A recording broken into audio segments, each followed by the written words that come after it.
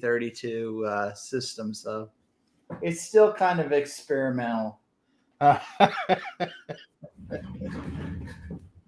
But let, let, I've been using it for interviews. so let's see if the camera works. See if I can find it first. Shouldn't your camera be already always on your desk, ready to go anytime you need it? I tend to want to hide these things. I'm rather shy about my appearance. So you're acting like a cat. You kind of take your stuff and hide it somewhere.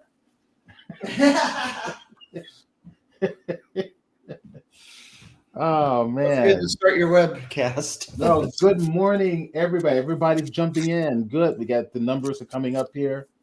Well, good morning. Happy New Year. The start of the first year, our first broadcast of the year. We've got David Glenn with us. It's going to show us some real cool stuff in terms of texturing in Blender. I've got some interesting stuff, Blender stuff to show. I'll share with everybody current projects that I'm working on. That'll be kind of fun. Let's see if I can actually see. So this is weird. We got a bunch of people on, but they're not showing up in my chat box. So guys, come on the chat box. Share with us who you are. Just share with us where you're from and what the weather is like in your area. And I'm from San Diego, where the weather sucks everywhere else. Oh man, it's either raining or it's a blaze. That's exactly correct. All right, so Blender 3D LightWave broadcast going on now. Cool. All right, so I'm going to share your. You're still looking for your camera, but yeah, I can't seem to find it. Don't worry about it. Don't worry about it. I'm going to go ahead and share your screen. Go ahead. All right, we'll go ahead and just share. So we're only seeing your screen. Great. That way, everybody get the full view of your presentation. All right. So share with us what you're about to show us. Well, for the past week or so, I've been studying what is referred to as procedural shaders, and I been also I'm working on this character. I'll bring her up here. I'm doing this in cycles, so I pray it doesn't interrupt our conversation. But there it is. There's my character. Mm-hmm. I don't know if you're aware of the YouTubers out there or the VTubers out there, but there's this one I kind of discovered on Twitch, courtesy of one of the other VTubers out, one of the YouTube personalities out there. Her name is Pumpkin. I think it's Pumpkin Passion or Pumpkin Potion. Okay. And she encourages people to do fan art of her. Okay. And I went up to her. I says, well, I do 3D stuff. I don't necessarily draw that much. So, and she already has a very attractive cartoon. Her persona of sorts is that she's a 30s cartoon, plays like a flapper girl. I don't know if you're aware of what flapper girls are, but they were this kind of happy-go-lucky individuals that were discovering their new freedom in the 30s, because before that everything was so prude. And so she, and this was also the era of Betty Boop, and she didn't necessarily want to copy Betty Boop so much as she wanted to come up with something that was original. And when she became a VTuber, she had this 3D version of herself made, which she has a animation rig, which is like in the six figures, literally. And because she's made VTubing her business. She's for reasons I won't get into. She's pretty much stuck to her house in Maine, and for medical reasons. And so she does this VTubing stuff basically for a living. Before that, she worked in the gaming industry. So I said, well, I'm working on this one project, kind of a quick and dirty thing that I'm doing called My Robotic Nightmare. And I could put your face on I'm going to put your face on the first character that I make. And My Robotic Nightmare is kind of built out of a device that I made. As I alluded to earlier, one of my hobbies is working with these cheap and inexpensive Arduino modules. And one of the first module devices I made up was a touchscreen, which you could draw on. And I used to draw the faces onto the touchscreen and actually take physical photographs of them, as if they were characters. And one of my icons out there in the net is of that. Well, I decided to take that one step further and turn that into an idea for a character design, and I came up with this. And so this is the premise behind this character is she's holding the wand. The latest addition I've added was this wand that is over here. That she's holding. That is actually resembles the stylus that you get with these TFT touch displays that you can buy. And you plug those into the Arduino and you program it in C++ code, because that's what Arduino is based on. And I created this simple drawing program, and this face I got here, of course, I didn't do that in a device. I created that in Photoshop, and UV textured it onto the face. So I could go in here and make us any personality I want, just literally in a flick and a switch, which is part of the idea of customizing the character. I've also created props for them to play with, like hats and glasses and all sorts of things that you could put on the character. There's a few static, I guess you would call them Ghibli's of sorts that I've added to some. Both of them kind of resemble. And let's see if I can get in here. And I can bring them up here. One of them is this battery.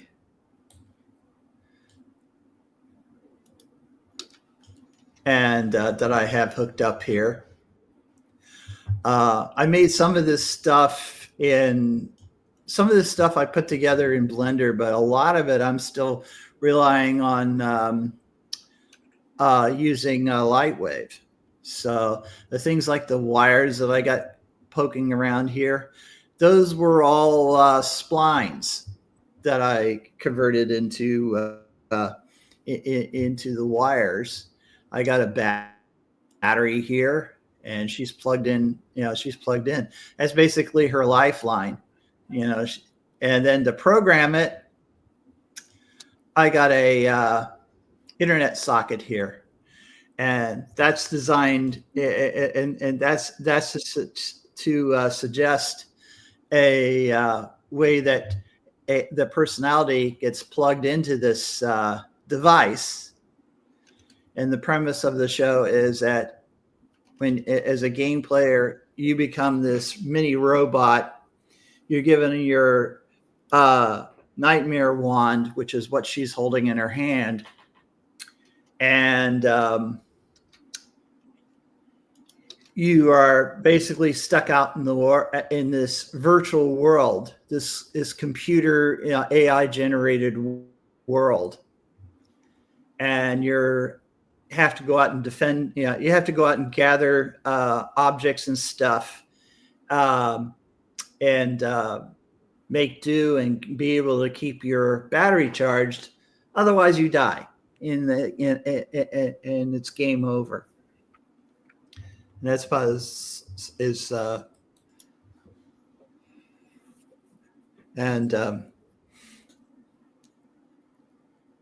I know I came in here probably to talk about procedural shaders, but this is there's a lot of interesting things.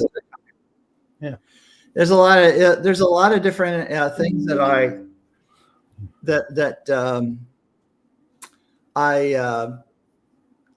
learned. Well, when I created this, like this image in the back, I just recently, I procedurally generated this a few days ago, and I just put out a plane, and there a lot of these things I've learned through YouTubers out there that are publishing this stuff, and I'm trying to get a whole bunch of them together and trying to build up an inventory as you will, of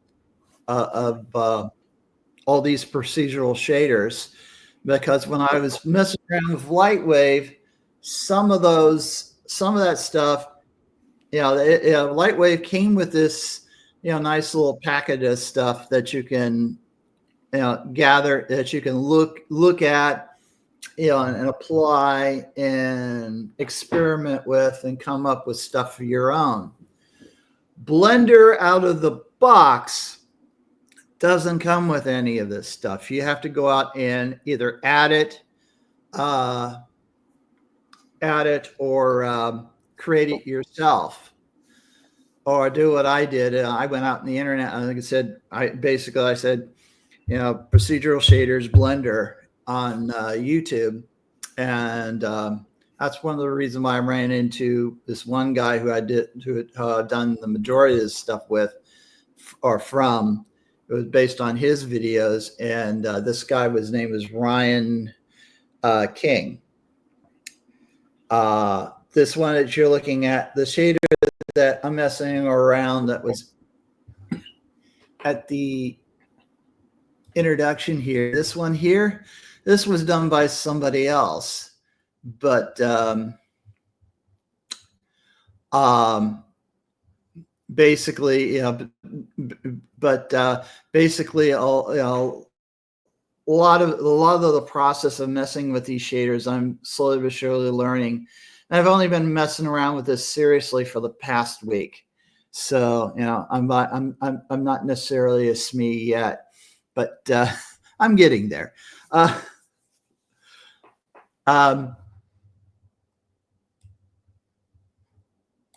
Yeah.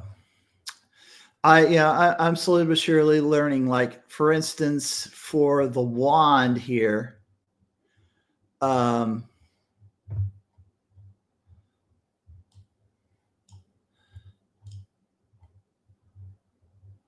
the wand, case in point, for the wand here, and I'll hit the tab key to bring this up. I connected the, or I think I did. Oops. I didn't make this local. So it applied, what I applied on there applied to this.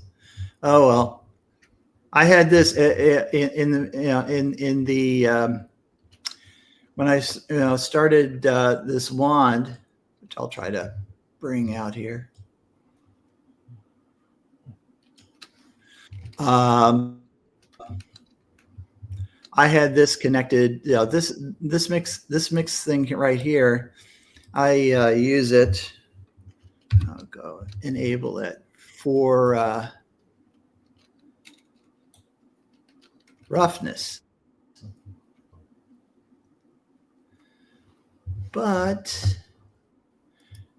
And got to be very careful about this. Let's see, where can I go over here? Am I doing things locally? I don't know. Maybe I need to rename it. Like I say, there's a lot about this I'm still learning, but I'm getting there. Yeah, I think basically there was some talk about either making it false or renaming this or to something else or whatever that makes, it makes this, since I'm sharing the same material here, or the material, the shader, that I could separate this from this, which is the same material. And maybe I have to copy it and give it another name or do whatever. It's stuff I'm still learning about it. But it's very important with stuff like this that you learn. The only way you got to learn this stuff is by watching how other people do it and going in yourselves and just breaking things. Which is why we have these broadcasts. Right.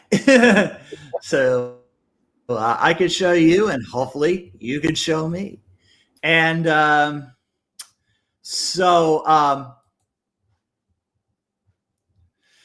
like one of the things that one of the problems I'm having with this carry is, like, I have this thing here for high color and low color, and they're supposed to be controlling the overall visual color on the let's see, on this. Oops, I lost her. And I apologize. I'm running in cycles, so in the cycles engine. So, the cycles is one of the two primary engines that you get with Blender, and I'll talk a little bit about that and what you got to be mindful for when you get into this. Like these two colors, I should be able to go in here and they should affect these colors. They don't do that much for some reason. I haven't been able to get it to like, this is supposed to be dark and grungy, and like I said before, they're not just affecting this object, but they're also affecting this object, and I gotta figure that out. And once I do, I'll share. One of the things that are so you have the same texture on multiple objects you're seeing. Okay. Yeah. I can't. That's that's kind of unintentional. Not the intention here. I'm trying to go in and make have the same procedural shaders, but have them act independent of each other. And I know there's a way to fix that, but I haven't gotten that far yet. I've only been working this for about a week.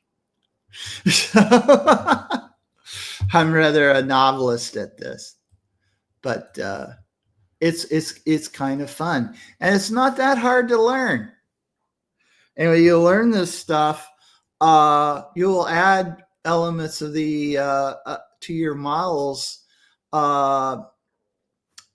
that really make it pop. Like the general reason why I decided I experimented with this wand, and I came in. I said, I like the way this outline goes. I'm going to add it to this. I'm going to add it to this texture here, because one of the things that I was frustrated about of the character is the fact that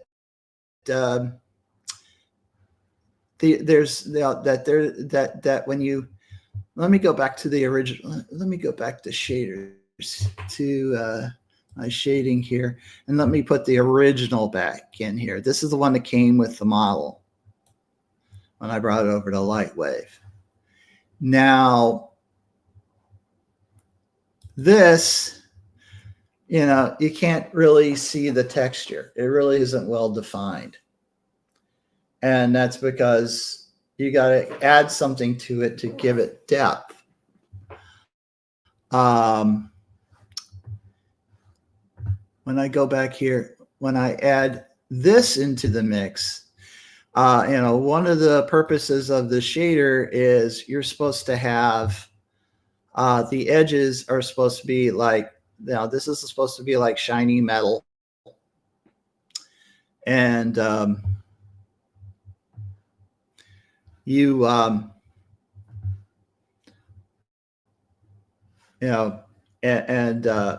this is supposed to be, and the rest is supposed to be paint, and you're supposed to see the edges of the worn paint on the metal to give you kind of like a flake, a worn effect.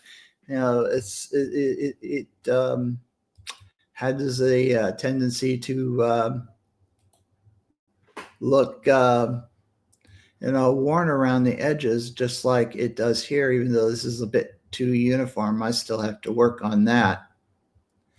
But you look around, this character, and you can see right off the bat, there are worn edges in this in this character's body, including this very distinct ring that that's put here.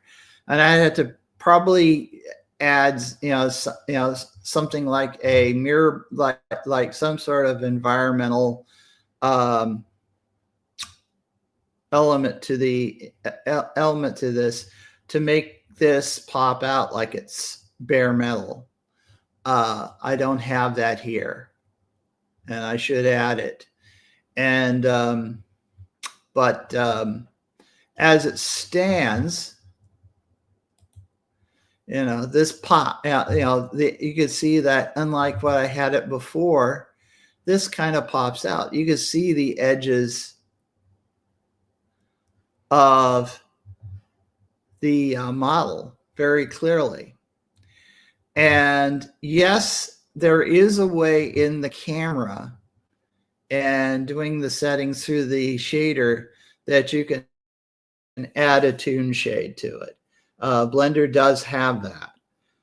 But I like this because it not only adds an outline to the character, but it does it in such a grungy way. It does it in sort of a grungy, dirty way that I think, makes it stand, kind of blend in with the aesthetics of what I'm trying to create for this character. And there's also some very kind of like I call happy accidents or surprises, like you see around the edges of the of these devices here.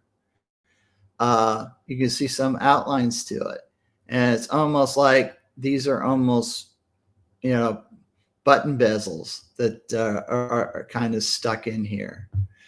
And I could probably take those out, but Yeah, I kind of like it. It kind of adds to the aesthetics. There's also supposed to be some chipping and chipping, and occasionally you'll even see a scratch in the cases because it's worn. That isn't so prominent here. Uh, it's almost too uniform in her wand. I call that, but by the way, I call that wand, in case I didn't mention it before, I call this wand the nightmare wand. Every character gets one. You lose the wand, you can't charge yourself, and you die. But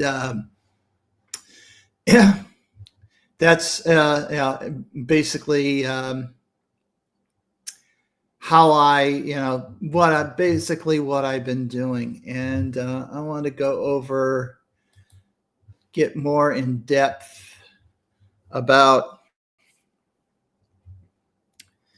well, let me try to bring up,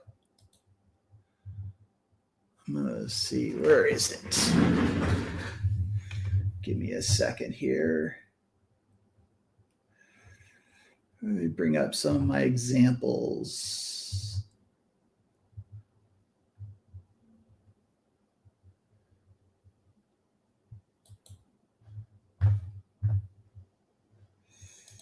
Yeah, go ahead and save it.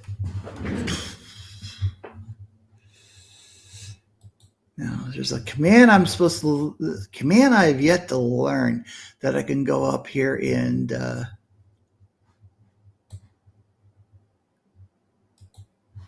bring this up. This is one of the lessons that somebody else had, which is basically galvanized metal, and a lot of what that I have here is basically I'm taking a value and I'm running it through a noise texture, and this what they call Vanelli texture. And I probably should be putting that in there. Ooh, didn't think about that.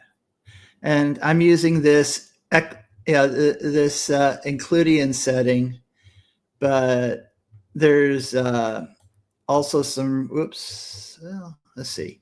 Let me experiment here.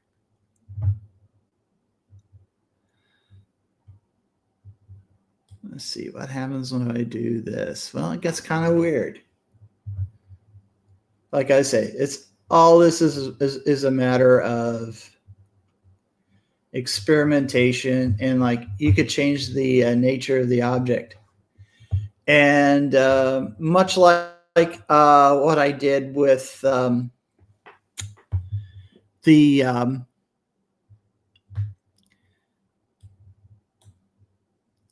with the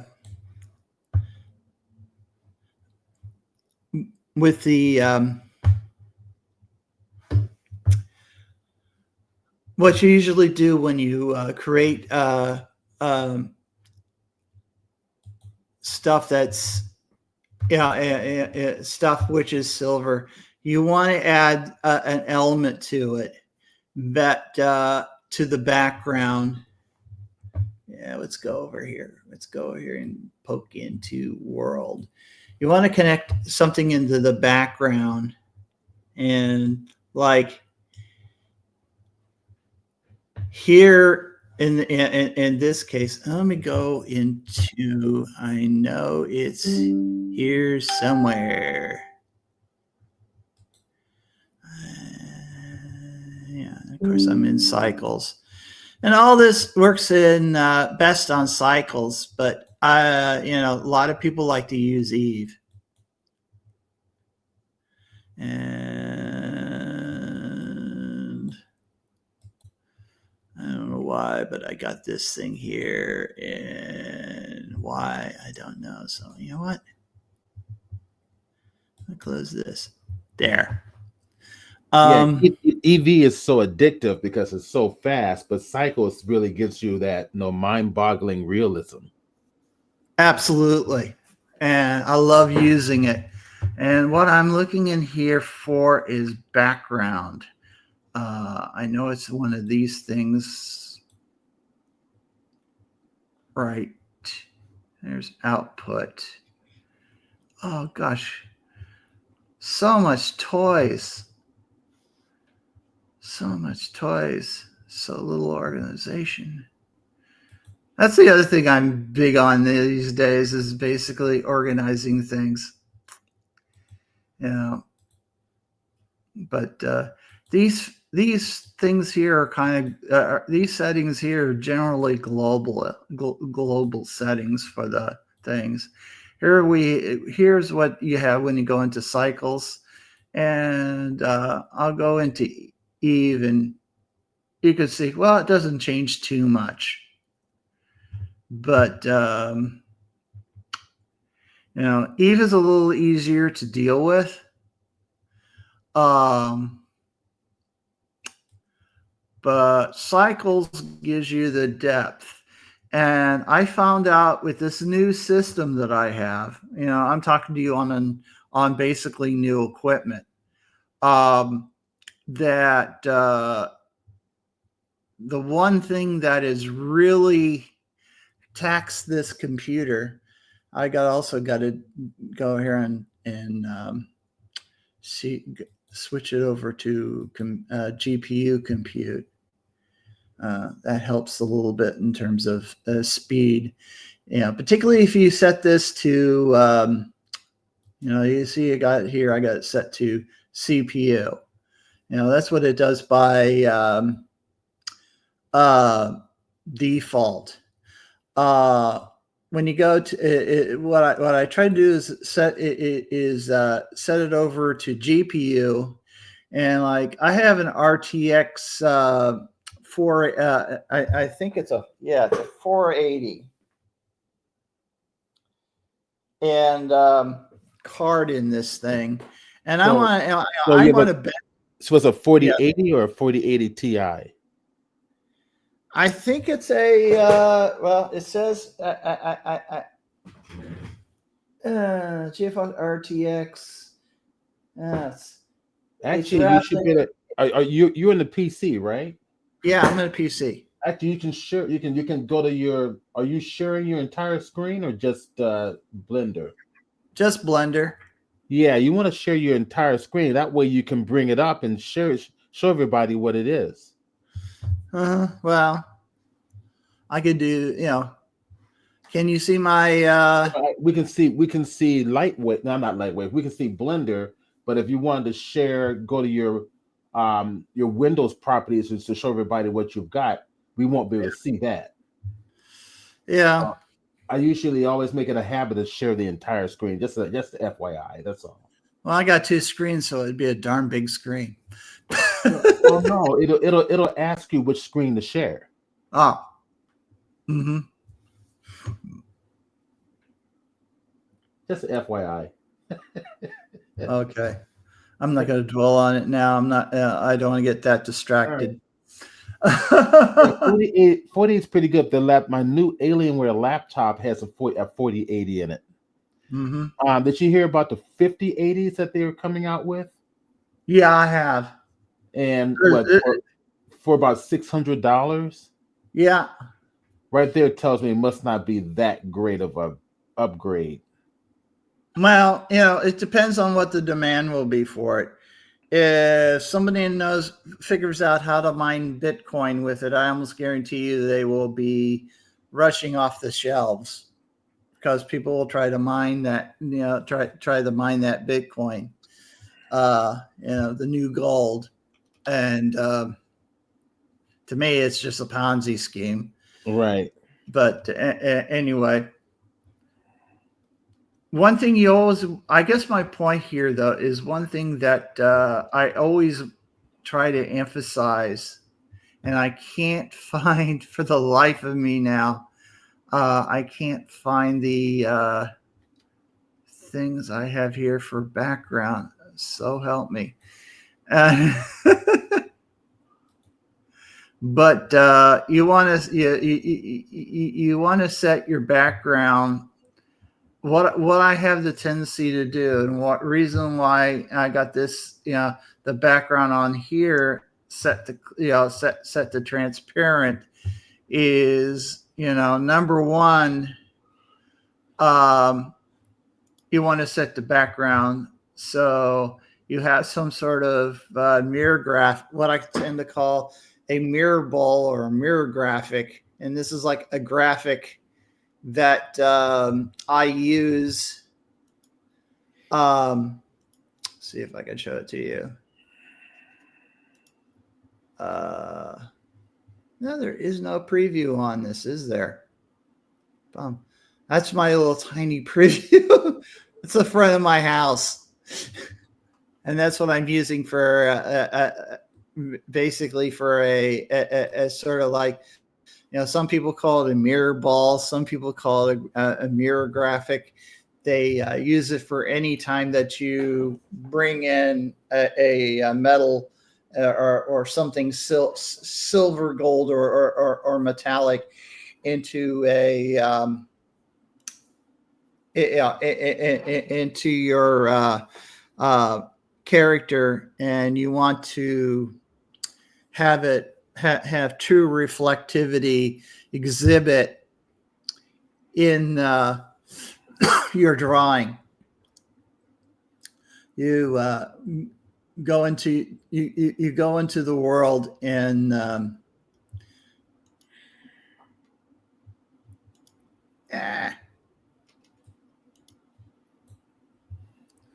oh well. Oh, that's right. I have to do that. I have to click on this in order to get to that. But I have. See, I have this. I haven't tried this. I'm going to do a little experimentation here. I'm going to grab it, and of course, when you take away the shader, you can always find out if your procedural shader isn't working when you see this. This is because you haven't, somehow you got disconnected. And I'm going to put in bumpy metal. And that is bumpy metal. Ladies and gentlemen, the most grungiest thing that I have. And you may ask, what is making that? What's behind that little green box? And there you go. Ah, wow. And one of my chores, so that was inside that one is nodal to go box. through here and figure out. You can double click on those little boxes. One of the things that you can do. Yeah, you see, one of the things that you can do, and see if I go over here, is you got it when you go in and you add a node, you got this clever thing called group node. And group node is where all your groups that you've built or bring in reside. And in this case, I got smooth rubber, and I got BB size steel, galvanized steel. And I don't know how. I must have imported it, or maybe I built it here, or maybe I brought this in when I created some of these other stuff. But for some reason, this thing here, lingered, and I got myself my this exists. I'm going to type N. N kind of brings up all the parameters I have in this group. This basically and this is kind of when I was talking to you on the email, when I was talking to you on Facebook the other day, I was telling you, I said one of the gripes that I had with a lot of these people who teach these classes is that I don't see them group their stuff in any sort of organized way. When you go in and build one of these things, you can see here, this is a rat's nest to handle. This is literally a rat's nest to deal with. It is far easier to turn this into a group, which I have here as bumpy metal shader, and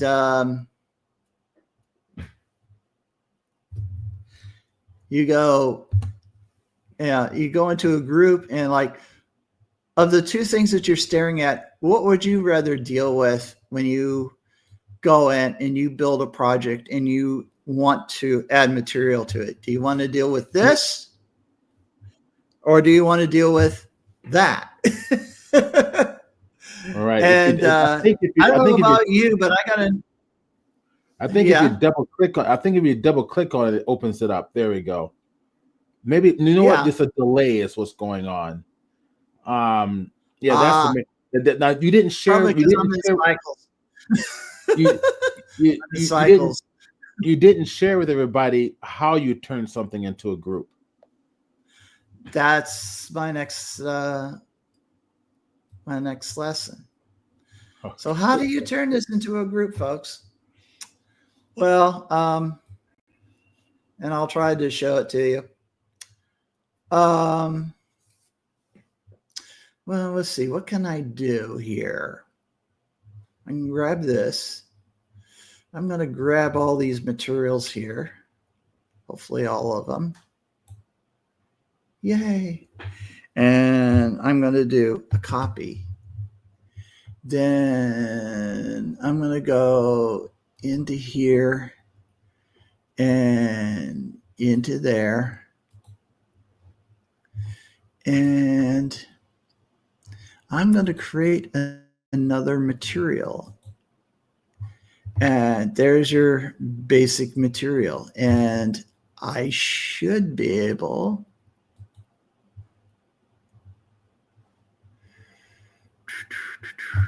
don't know why.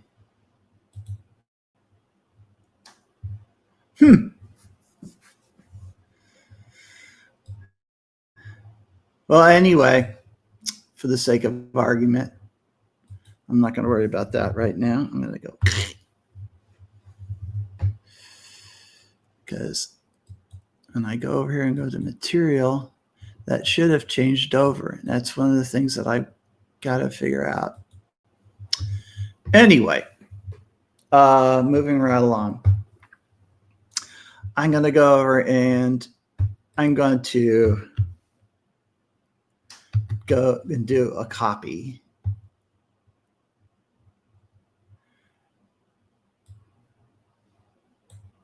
And now I have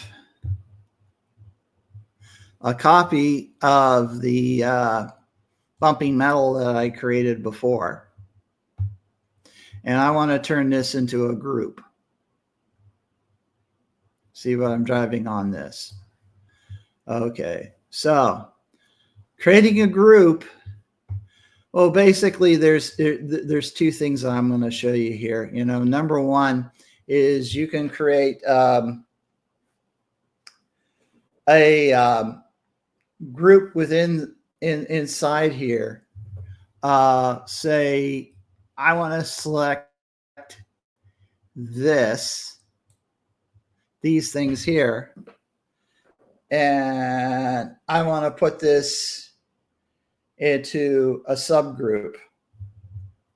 I go over here and I think it's either Control J, yes.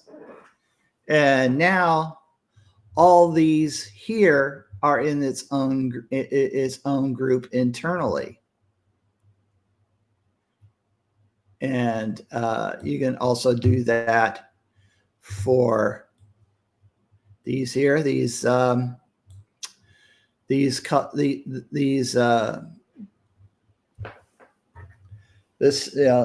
these nodes here, Control J, make them its own group, and so on and so forth. Probably should do it for the bump, for the normal here.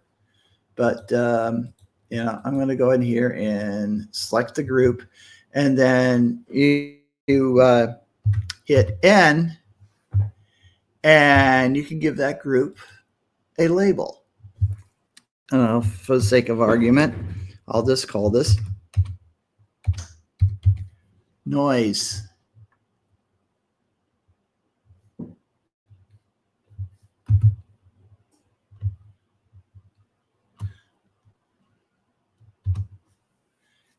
And it labels it accordingly.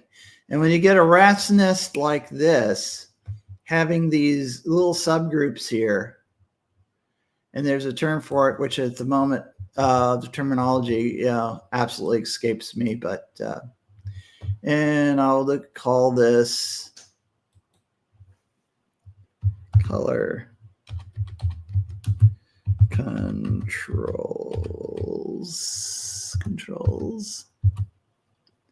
And I can even go in to into these individual functions, and I can name these color ramps to things that I want to control. Like let's say this is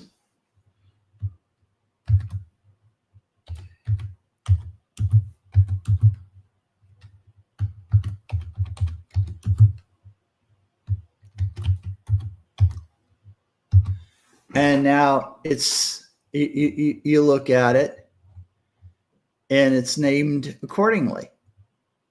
And so you can go in here and name all this stuff, because just keeping the generic names, I'd have to go back and experiment with all this and find out what this node is for, and what this bump node is for, and what this bump node controls, and so on and so forth, so I can control the strength.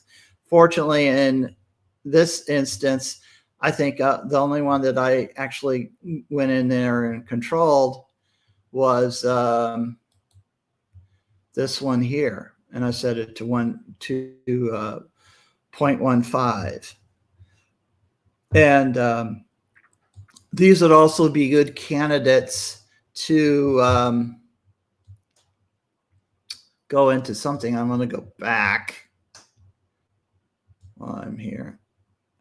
And of course, I drag this guy far, far away, because what I want to do next is to grab, let me take that away so I can make this a little bigger so you can see. And what I want to do is to grab all of this, except for the end here, which I don't include that.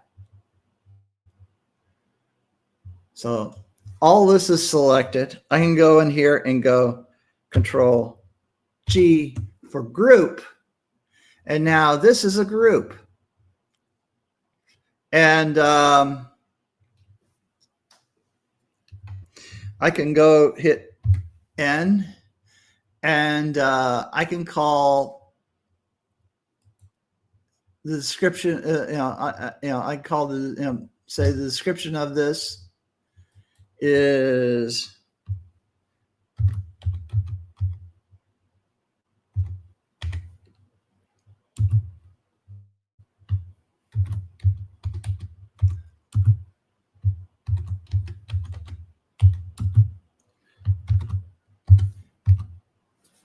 and when I go over here and you hit the tab key and you go back to your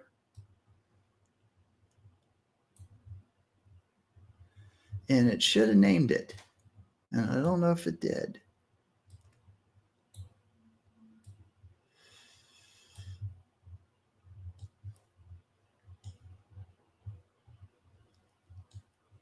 Nope. Call this bumpy metal too. Bumpy.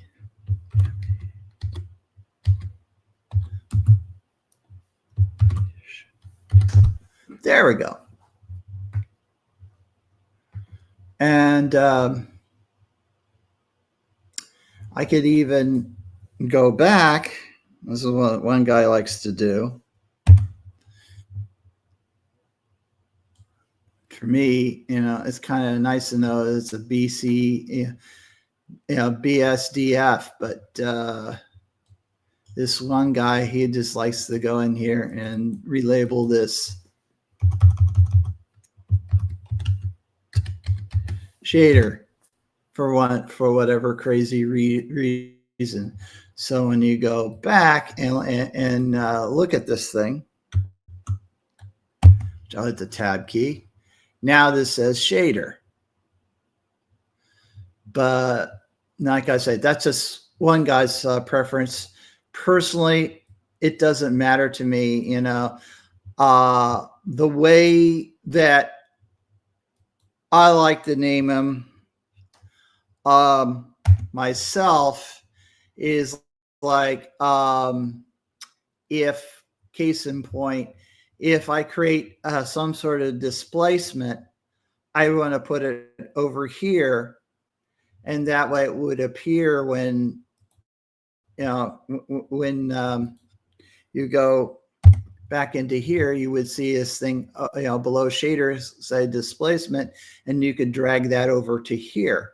And for volume and thickness and whatever, it's all goes to the material output.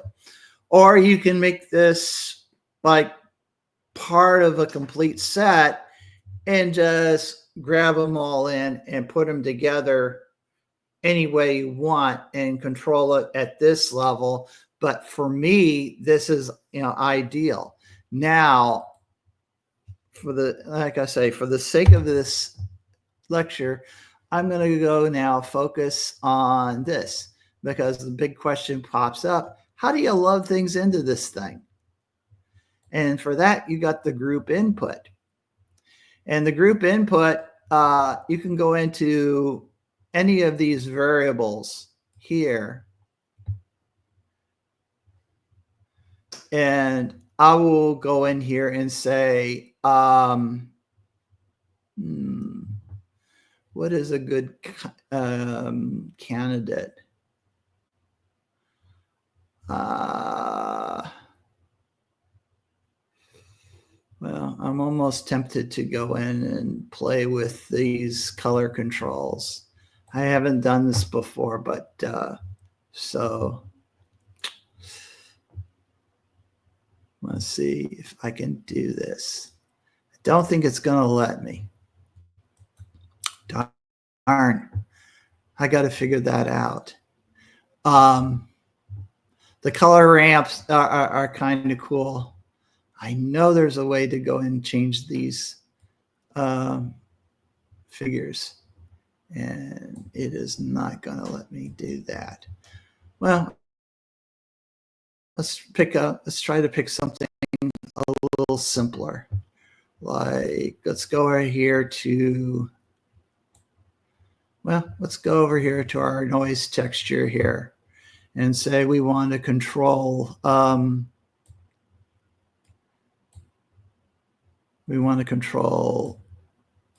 this. Nope, it isn't going to let me. I know one of the things that will let me do, and I'm going to just do it just for the sake of it, because, see, roughness.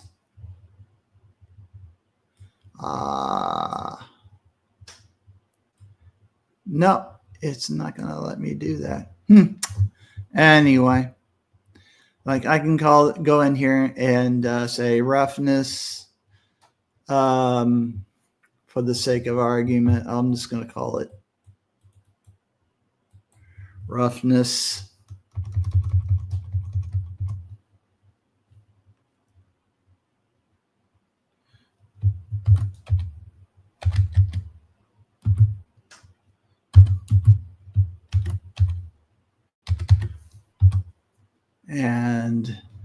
maybe go into here.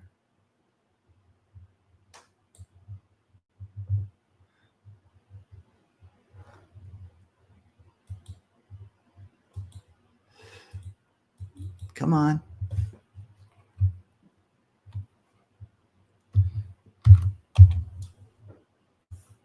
Ah.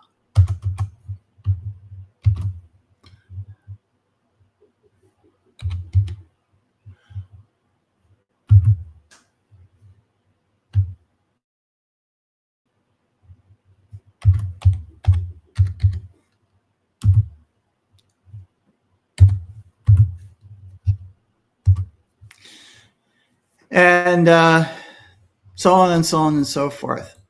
The end result, when you go over here and do your tab key, is all of a sudden you have these at your control, beck and call right here. And you can make your adjustments to these accordingly and experiment with it at this level.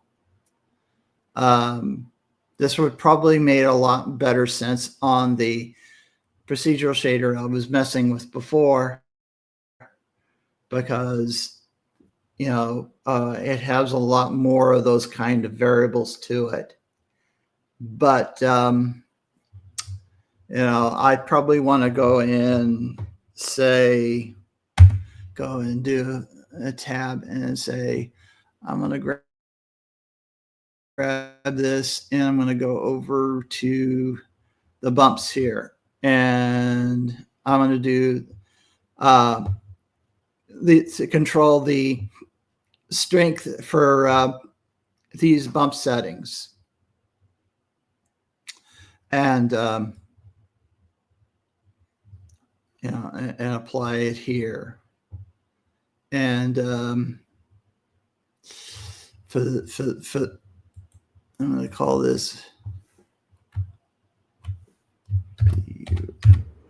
bump strength, so on and so on and so forth. So and that's basically has to do with the Parsons just came on board. I just want to ask a question here online. Somebody said your screen was blurry. I think it's the bandwidth. I haven't. Nothing's been. It looks good on my end. I mean, I'm seeing on my end, the screen is clear. Here, let me. I'm going to give you the link to log on live, and jump on. Here's to log on live. I think that's definitely a bandwidth a problem. Just answering a quick question. Sorry about that. I can make it bigger. No, well, I mean, I'm then again, you see far less. Yeah, I'm looking at Twitch on my screen, and it looks good. I mean, I'm at the Twitch /Chromalution, and it looks good. So I think that's a bandwidth issue.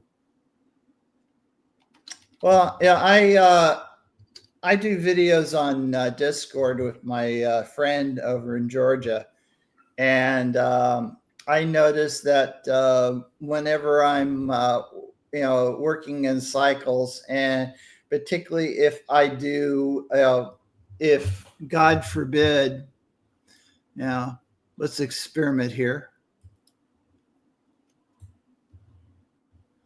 Now, this is doing a render in cycles, I believe. And I don't know if you could hear me or not, or if I'm choppy or whatever.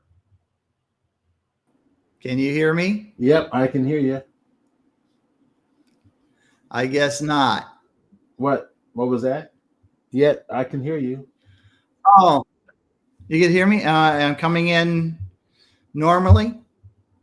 Yeah, that because whenever I do this, and I listen to my friend trying to, he's been playing some audiobooks for me, because I'm also working on some characters for him and for the audiobooks. And as I do all this procedural stuff, I'm also listening to him and taking down notes.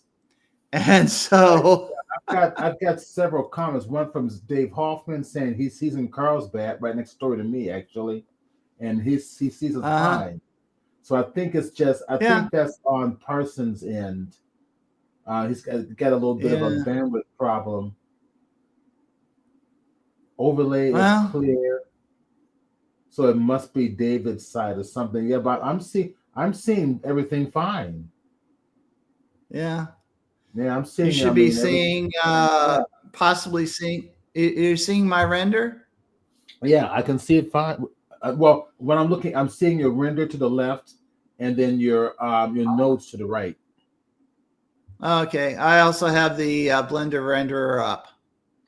Yeah, but we can't. I should have done this. You need to share your entire screen, as I recommended earlier. Okay. You can still do that. You can Hang on a second. Share again. Share your entire screen. Don't get stingy with the content. Okay, well, now so it's not letting me go. Yes, it will. Go to your present button down on the bottom. Hit the present button. Share screen. Share screen, and pick which screen to share. You've got two screens, so you're going to have two options. Now I go into window or I do entire screen? Entire screen. Okay. There we go. There we go. I'm adding you now back to the broadcast. There we go. There it is. So let's see. What I was trying to do was this. Yeah. Now I can see it. Yep. Now we can see it. Because you've done these broadcasts before, you should know better. Yeah. It's yeah. You're right. I'm not gonna make up excuses. Well, anyway, I want to get one more thing I want to get to before we run too much out of time. And you got 10 minutes. You have 10 minutes left. Okay. Because I do want to show this to you if I can find it.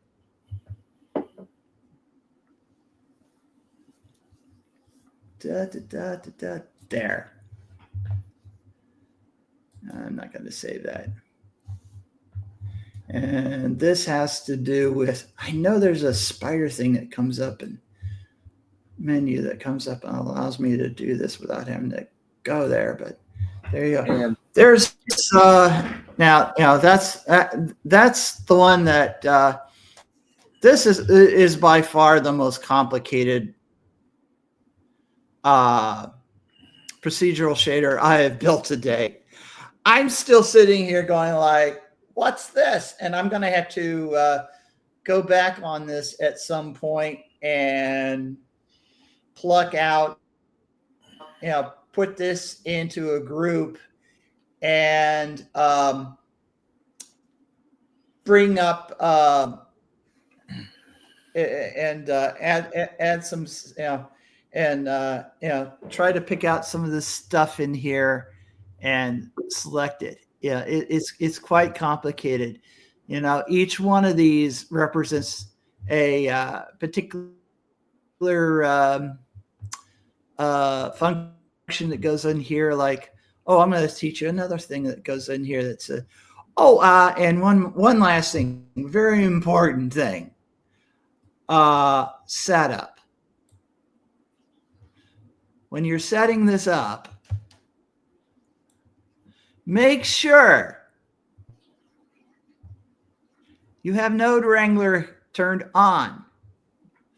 It is installed in your Blender, but it is never turned on. Why people won't, why they haven't done this when they actually give it to you? I guess some people don't like Node Wrangler. No, a lot of the functions that I've shown you today are here. I can do because of Node Wrangler. And I agree with you with that. My best. I agree with you. It's like, why is Node Wrangler turned on? I don't know. That's just something we had to talk about. Right now I don't dare ask the Blender group why they haven't done certain things, because they have their own issues right now. And I'll leave it at that. But anyway, this is an instance where the whole thing here is one big procedural graphics. And I'm going to go over some of the parts of this, and I'm going to show you a thing here. The thing in here, you can go control, shift, and I'll hit on mix, and you can see, what I know from about this point to this point.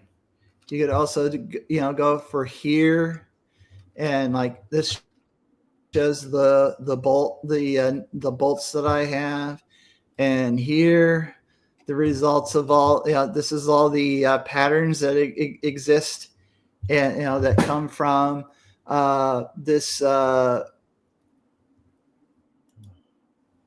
This texture. This is texture thing here. And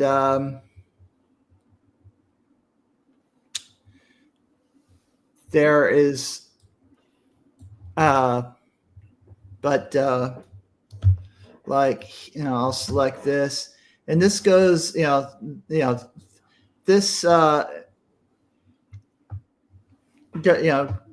shows you things that, every step of the way that, kind of gives you a clue of what's going on. And I was like, oh, that isn't too good. But, and you can pretty much follow the process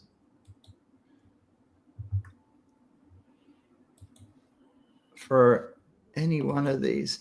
It is also good for determining what a particular node does in this thing, and allows you to go in and monkey with this stuff without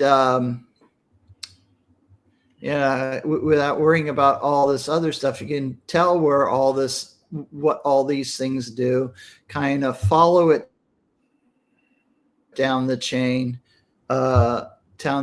here, down to the root, and see where certain things happen. Like this is a thing for the bump nodes, and normals, play a very important role in all this. The only other thing that I haven't done yet, but I followed a video, and somebody absolutely, said, well, this is what and told me, well, this is what you got to do. Is what do you do with these? These procedural nodes are designed for Blender. They will give you all these wonderful effects. But what if you wanted to take your model with your procedural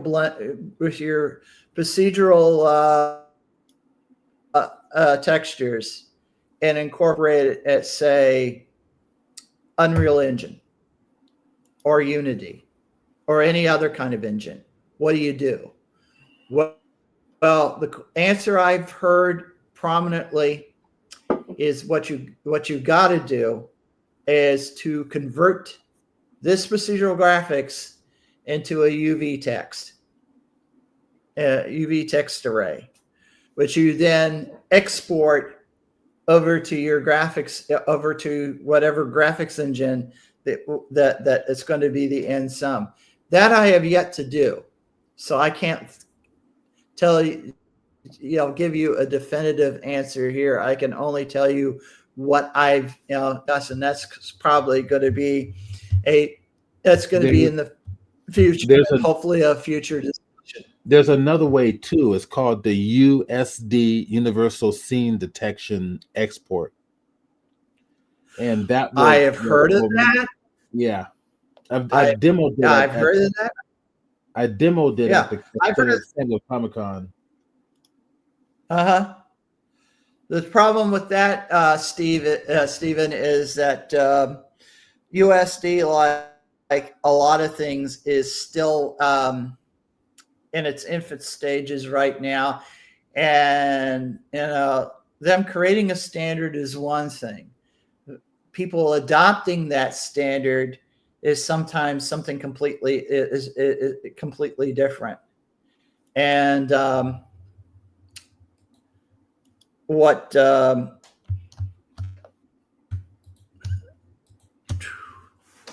and whether or not they adapt these things in the end, I will try for this one, for particularly for this particular scene here, because I want to play with it more. I want to experiment with it and eventually bring it into my game. I think it would look great in the game. It'd be great on wall. I could use it on walls or floors or whatever. There's like 1,001 uses that I can have in my game environment for this and other things. I'm not, I've heard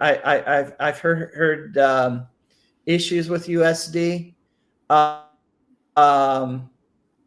and a lot of it has nothing to do with the USD itself. It is people adopting the standard, getting with the program. A lot of people have said that they're eventually going to get adopt USD, but for instance, I tried to bring some of my stuff with shaders into my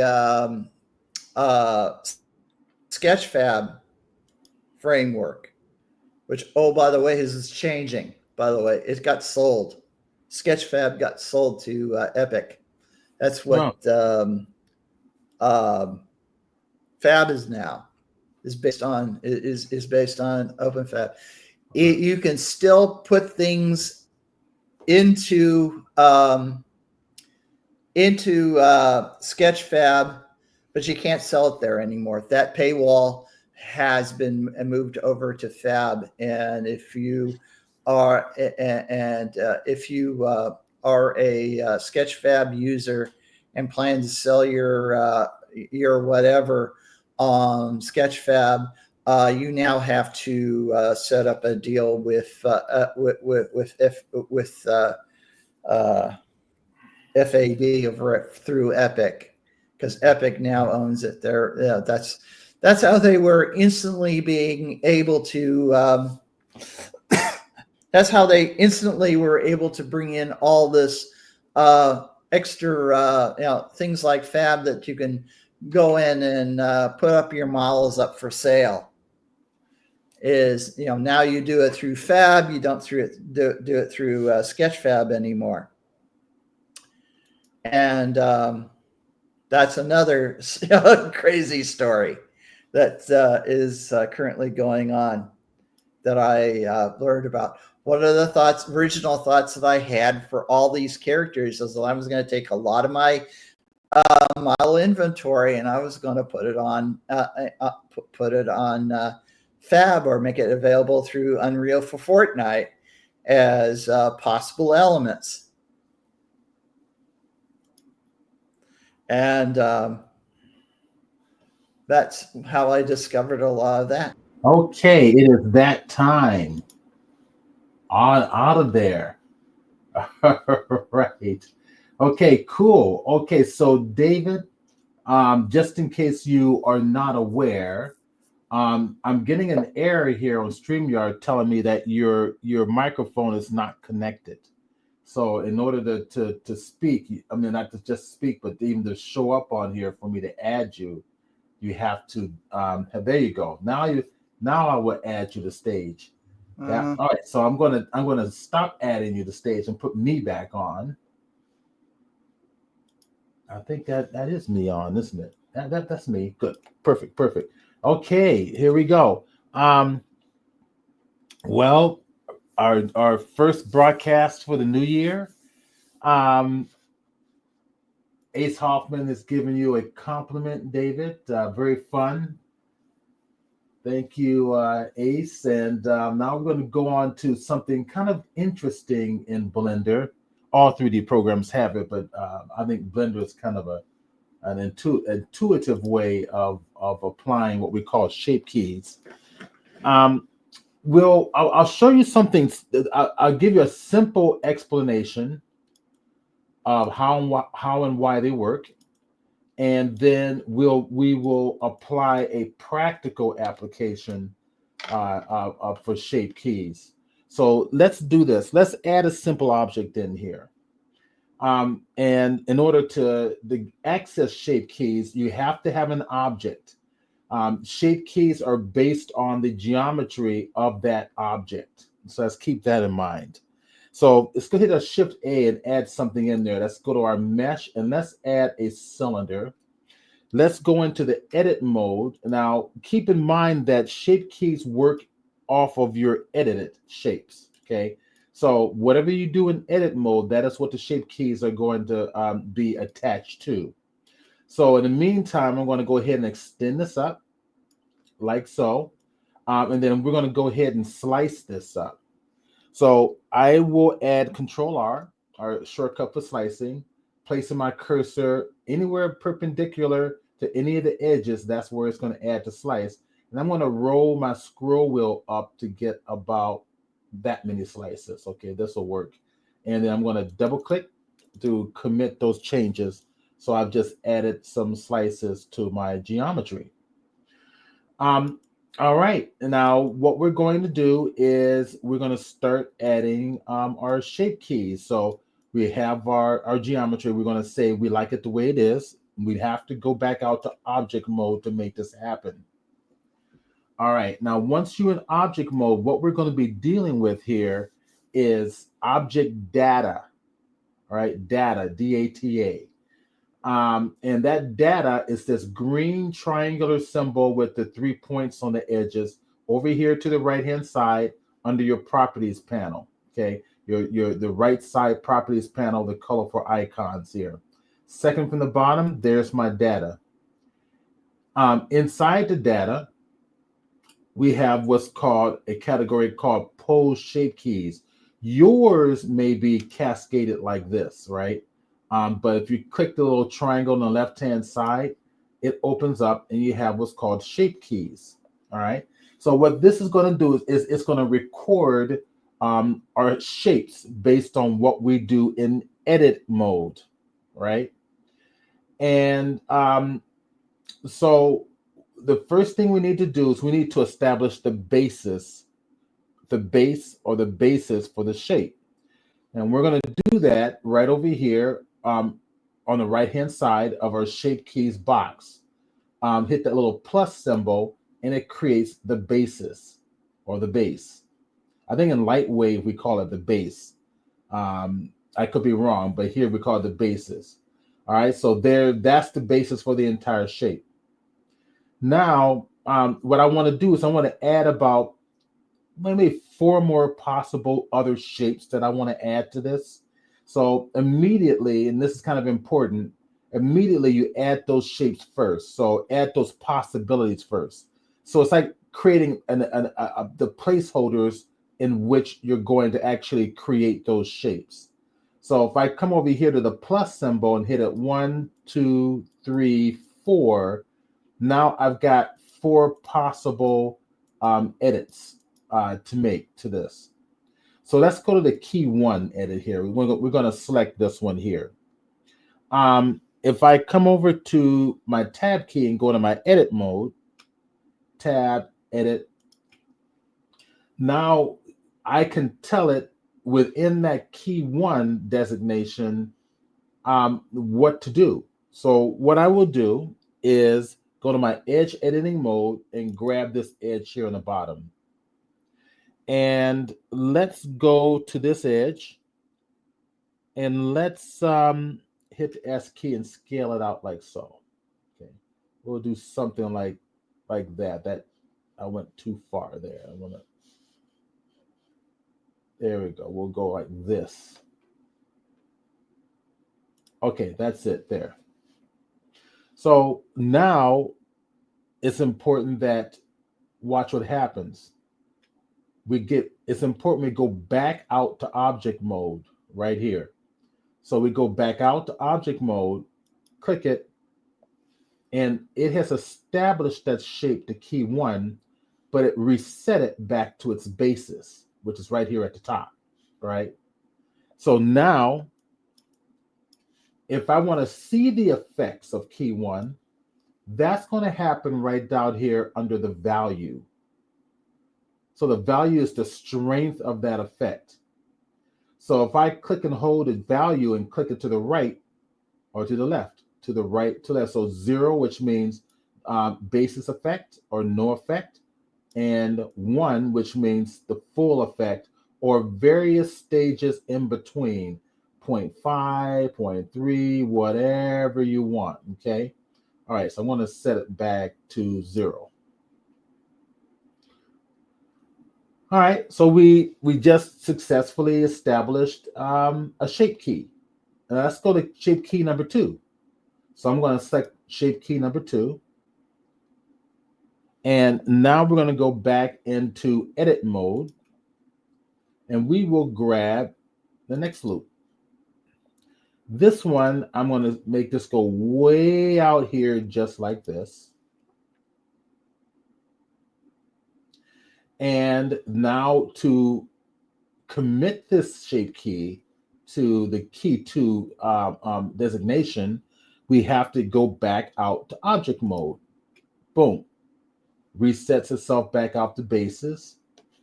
And we go, now it's on 2. So now if we go over to the value for 2, we can pull it in or out. So this is what the shape keys is what's often used for facial animation in Blender. Making eyebrows, making smiles, grimacing, or anger looking faces. All facial expressions are controlled through these shape key concepts. But that's for another day. All right, let's go to number 3. Now we go to key number 3, tab key, edit mode. And let's go to the one right above, 2 above. Go ahead and grab this one here, S key, bring it right about like so, and done. Tab key, object mode, going to object mode commits to changes to key 3. And to test key 3 out, we're going to go ahead and click and drag it, and there it is, okay? All right, we're going to do something real fun with this when we do the practical application. But I just wanted to kind of go through this so that it becomes clear as to how this works. There's some fundamentals I really want to show everybody so that it becomes super clear how and why this works, so that you guys can kind of take it and use it any direction you want to go in. Let's go to key number 4 and do one more just for giggles here. So tab key, edit mode. We're going to go to this top one there.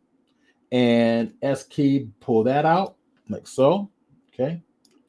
And commit it back to basis.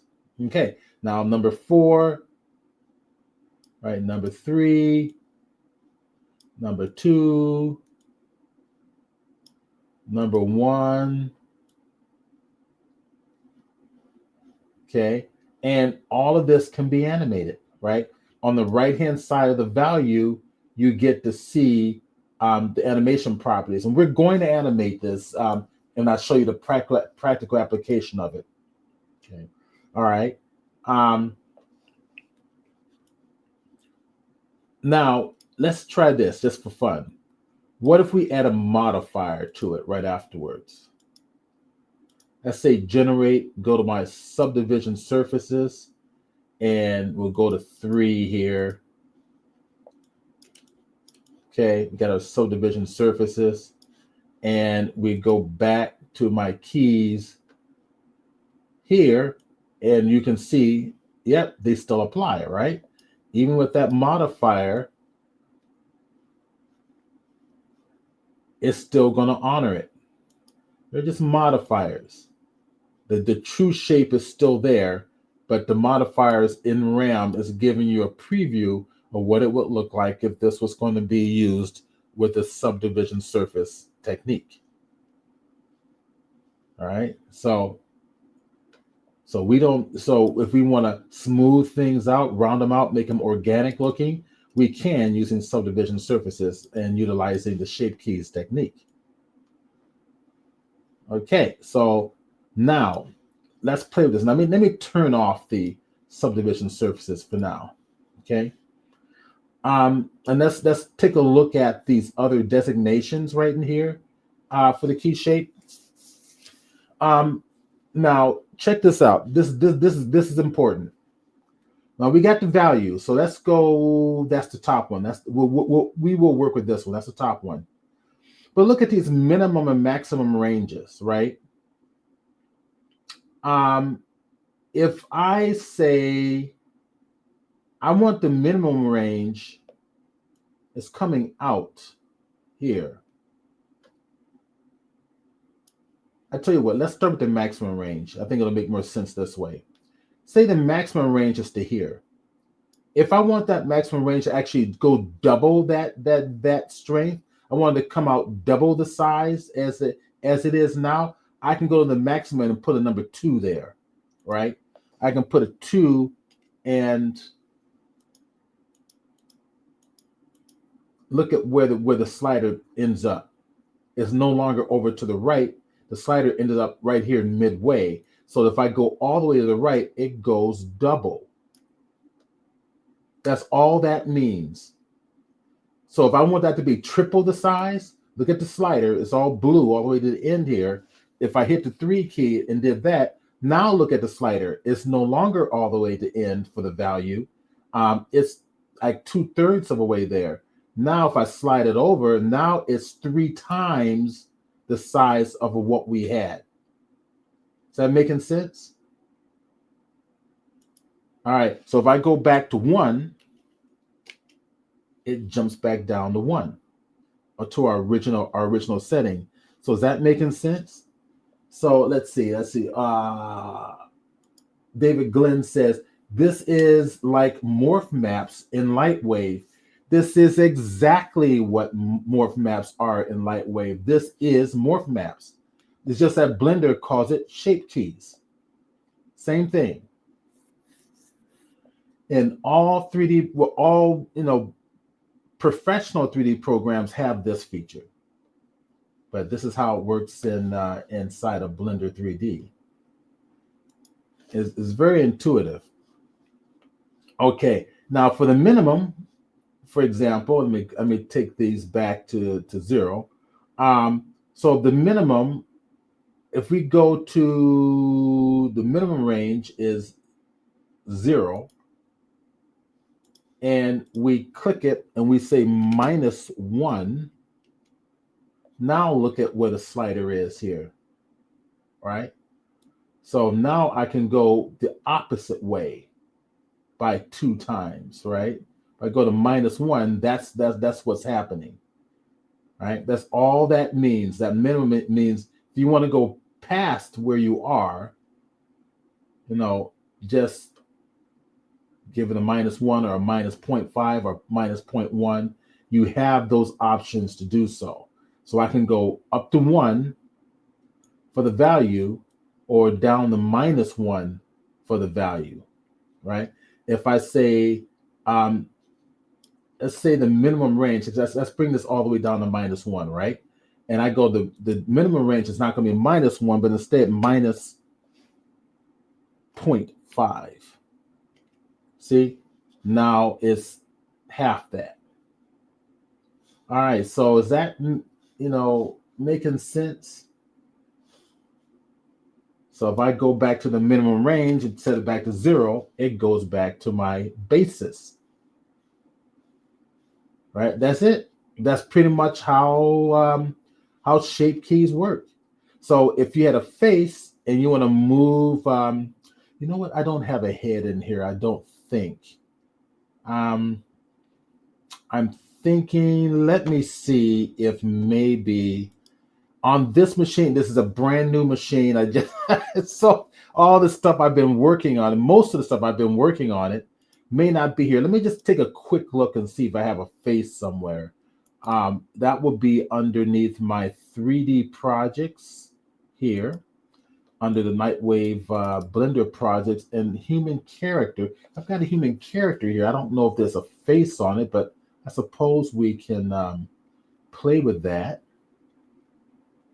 Let me just take a quick look down real fast, but I think that's the best I'm going to be able to do is what I've got at the top. Human characters here, and let's go to my models, or to the objects, I think it is.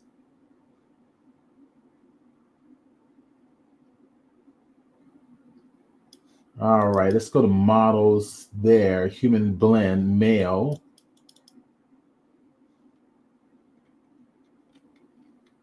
All right, we'll just go to the human blend. This might work. There we go. Okay. All right, I'm going to go to my sculpting tools for this. And in order for this to work, I'm going to plug in my Wacom pad. It's my stylus, because I'm going to use some sculpting tools to assist me with this. And as I'm talking to you now, I'm hooking in my Wacom stylus, which I had disconnected for some other reason. And let's turn it on. Let's see, there we go. There it is. It's working now. Okay, cool. All right, let me hit the Z key. We're in solid mode now. We seem to be in a wireframe effect, but I think this will be fine. All right, this will be fine. So I'm going to go into edit mode here. And you can see there's a lot of points in here. If we come over, I'll tell you what, let's start inside of object mode. Let's go over to our data properties here. Let's go over to our pose shape keys. Oh, wait a minute, they already have them in here. Damn it. Okay, so this is what's going on. This is a good example. I downloaded this, I believe, from Mixamo. I believe it's been a while since I've worked on this model. It already has shape keys in there. Okay, it already has its own shape keys in there. So as I move these back and forth, here's my values. I'm not quite sure where they are, but let me take a look at this. Pull it back a little bit. This is shoulder, shoulder front, elbow, elbows, elbows. Okay, they're all labeled, right? And this is what's beautiful about blenders. It allows you to label everything. I look down, I look right. It's got a knee bend, a foot bend. Let's get in close to the eyes and see if this works. Okay, so we got an I look left, I look down left. Let me see what happens if I drag that. Yes, there it is. You can see it happening over here.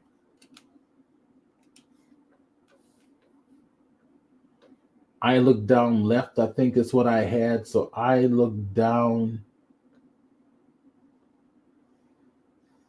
Something's happening. I'm not quite sure. Let's see, to the right. That's the right eye, I'm assuming. I look right. I look left. Huh. I'm not physically seeing anything, but all right. I didn't make these shape keys, so let's see if I create one custom. I'm going to go grab this at the bottom, click it to create a custom. We'll leave it at key 24. Okay. We'll go into the edit mode. Actually, I don't need to go into edit mode. We can stay right here. But what I'm going to do instead, hit the tab key and go to scoped mode there. Okay. And let's pull this on up. And I think I'm going to go for the pull effect. I'm going to pull these on down. Pull this on up. Come on. There we go. And I'm going to use the pull tools here, or the grab tools. I'll use the elastic grab here.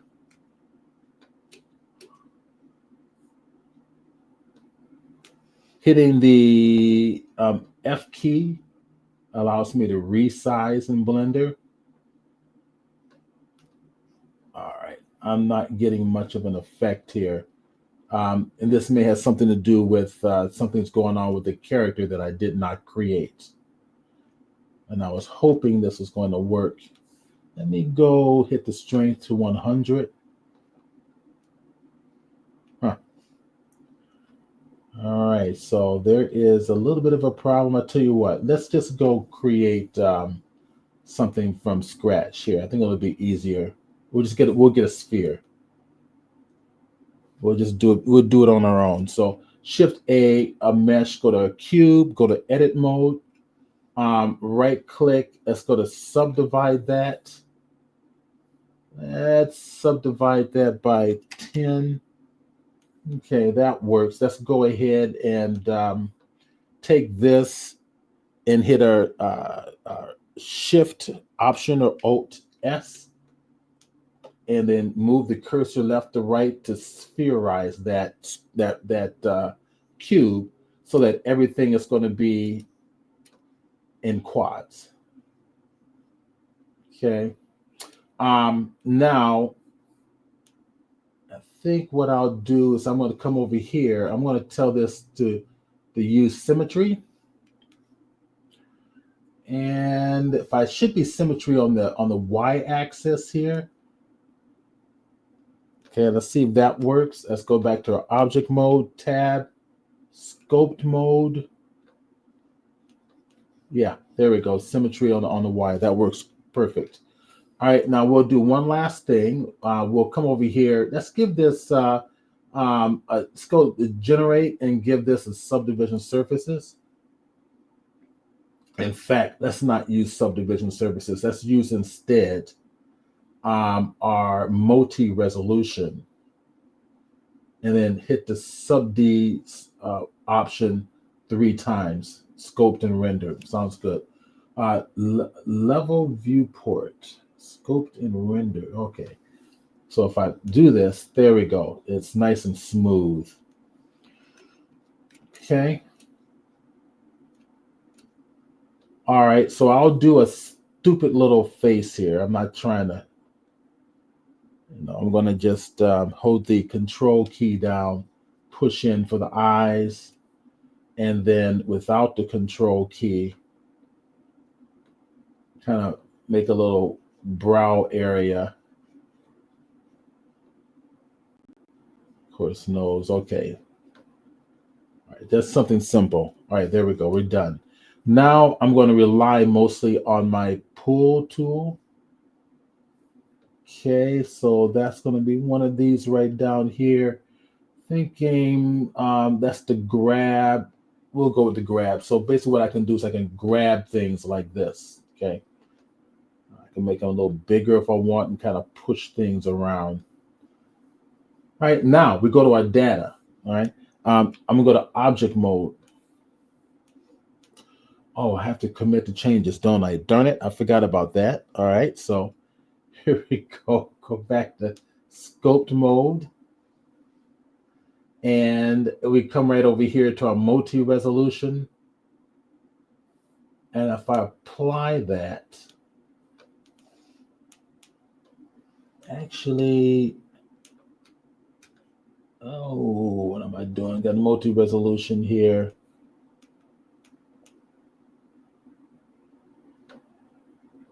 Oh, is that not? That's kind of odd. Let's see what's going on here. If you go to here, move first. We got to apply. We have to be in object mode.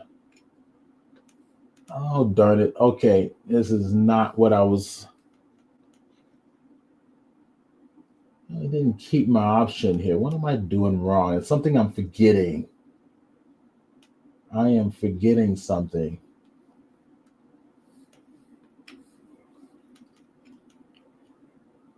All right. Let's go over here to edit. Let's do it this way.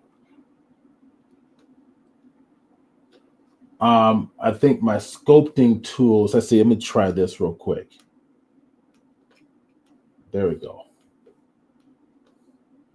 All right, sculpting tools, go to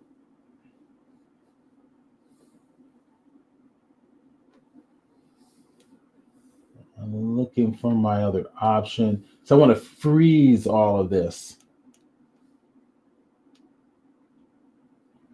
And I thought I could do this here from the modifier, but I may be wrong. I'm going to kill myself on this one here. All right, so let's see the shape.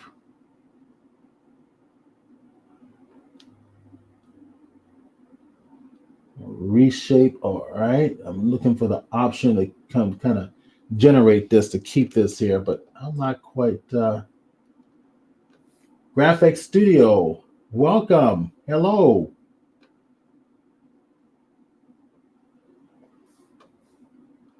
You just got here a little later, huh? Let's see. Let me check out who's all here real quick. What I'm thinking about. Ace Hoffman, welcome. Buster X66, welcome. David's here. David Glenn, Graphic Studio, Parsons, and welcome. There's a bunch more, but they're not showing up here. But welcome everybody to the Blender 3D and LightWave broadcast. So what I've done, just the mention, what I've done is I've opened up the Twitch channel that you're at now, so that all of the presentations that we've ever done is now free for everybody to watch. I just discovered that how to actually open it up and turn off the subscription aspect of it. I thought the subscription was a Twitch thing, and I discovered that I can turn that off. So now, any of the broadcasts you can on the Twitch channel, you can actually scope mode, edit mode. Let me go to edit vertices, object mode. There we go. That's what I was looking for. All right, and in object mode with multi-resolution, let me see in the view. There we go. That's what I was looking for. Okay, so once I have this, apply all. Now I've got real geometry. All right, so you have to come up here to object mode inside of the scoped mode features. Okay, and then apply once you're in object mode, you apply your modifier. Okay, there she is. All right, so now we come over here to the data properties. We come over to the pose shape keys. All right, and we add our shape key, add our base space. Then I'm going to go ahead and add two more, right? 1, 2. And then we're going to go to our sculpting modes again. If I go back here, go back to our scoped mode. And I think that should be my, and before I do this, what I like to do, go back to object mode again, go to the shape key 1. Let's start there. Let's see if this works. Now we'll come back over to our scoped mode. And we'll, oh, this is interesting. I'm not getting an effect. Huh. Why is that? Okay. Tab, scope mode. Oh, that's kind of really, really, really, really bizarre.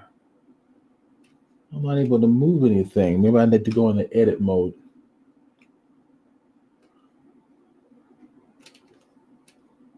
Yeah, that's probably what's going to have to happen.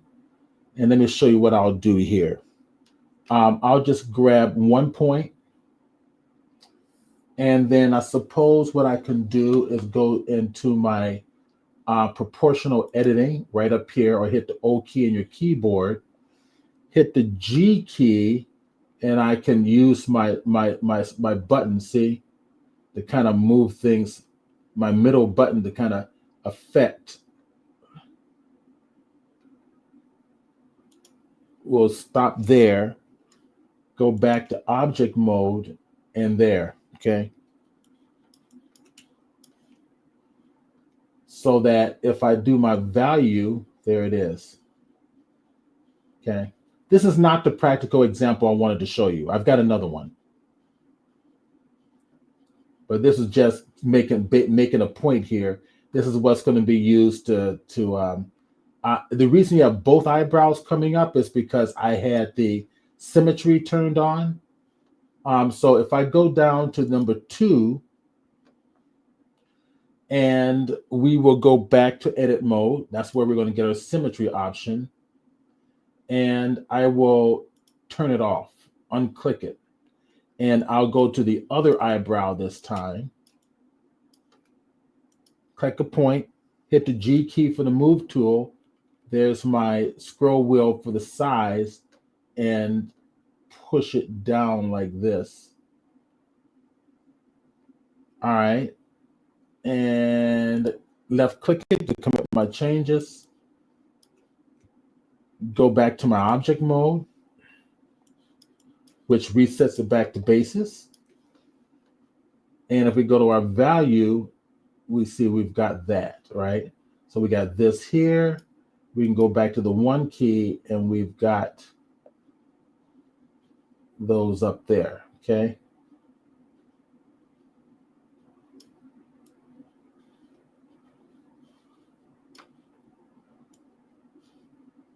Oops, I'm hitting the wrong thing. 1 key, 2 key. Yeah, that one there. Okay, so, all right, that was just stupid little example of if you're going to do faces, you can do shape keys that way. That's how it's normally done.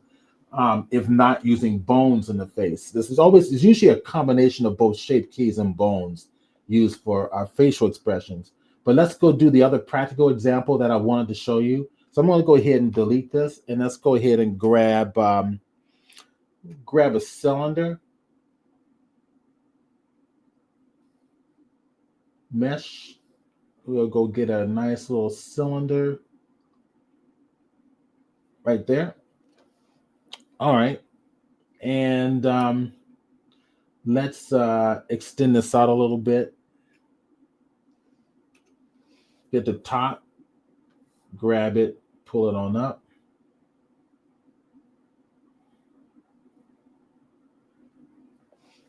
I'm just going to make a quick little, there we go. I didn't mean to do that. I wanted to do Control R here, roll it once, S key for scale. Oh, my system's acting kind of funny. I think I know why. Undo it, Control S, there we go.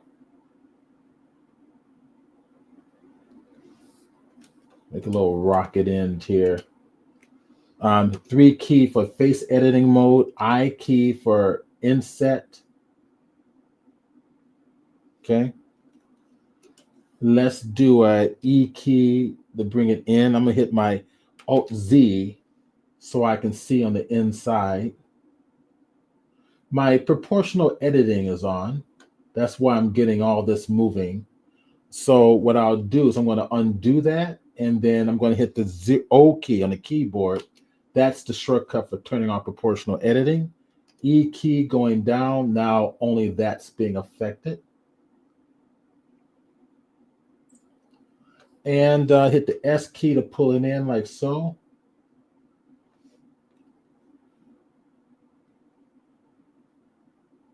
Okay, I think we'll just hold it there.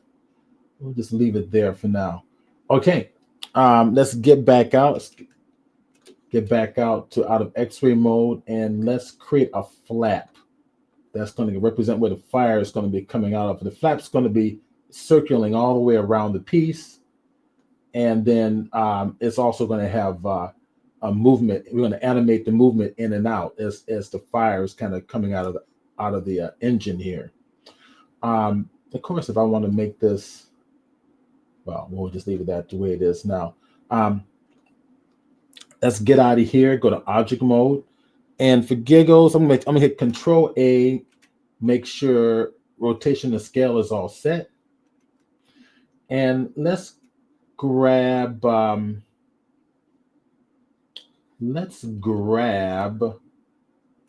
flat plane. So Shift A, mesh in a plane. I'm gonna bring this on up. And this reminds me, I've got a 3D object that I designed this way and printed. I want to share that with you. In fact, it's over in the other room. Let me go grab that over in the other room. I'll be right back. I'm going to share that with you. Give me a second.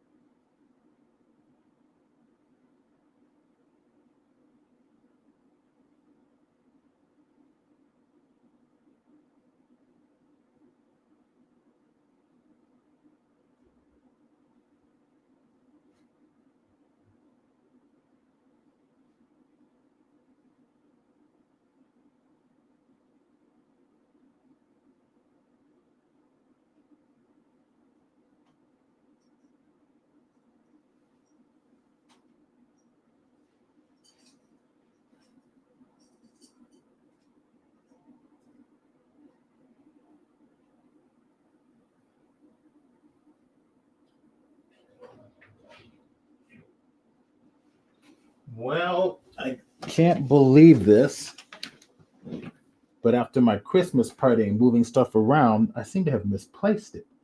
All right, I'll find it later. Okay, we're going to make this the flat. I think I want to make this a little bit larger, the base actually. Let's go ahead and hit the S key, pull it up a little bit larger. Let me go to my X-ray mode. Yeah, that'll work. I'm going to go pull this on up to right about there.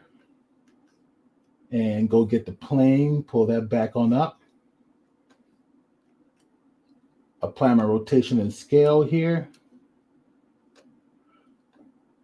I'm going to flip this on the x-axis, so rotate x 90 degrees. Okay, that works. Let's pull this on over here. That's going to be our flat, the basis of it anyway. And I think I'm going to go over here in the edit mode. Let's go grab this top one. Pull it on up, kind of give it more of a rectangular shape. And I think what I'm also going to do is go ahead and give it a much thinner, maybe not as long as I have here. Okay. I'll pull that up to here. All right.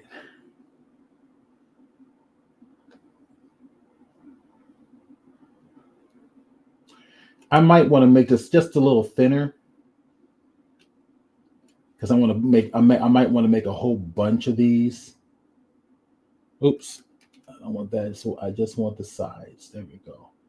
All right, let's go ahead and start subdividing this just a little bit. Command R or Control R, and I'm going to just subdivide this. Let's see if I can do, that's good enough. And we're going to give this just a slight little bend. So I'm going to go grab that middle piece, hit the O key for my proportional editing. Okay. So that if I hit G and then Y to restrict the access, I can control just a slight bend. See, I'm making I just want a very, very, very, very slight bend. Very slight, like that. See?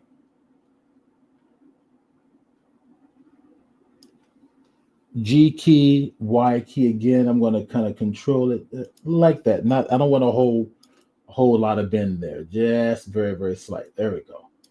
All right, so we're going to go to our object mode.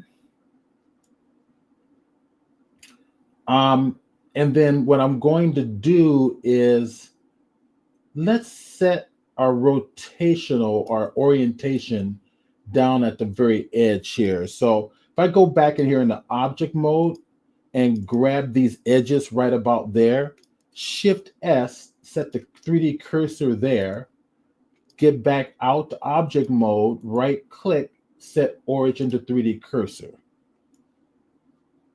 All right, and the reason being, I'm going to turn off the X-ray mode here, is that if I rotate this, it's going to do this. Okay, I'm going to undo it. Okay. Now let's give it some thickness. Give it a modifier. And generate. Go to our solidify.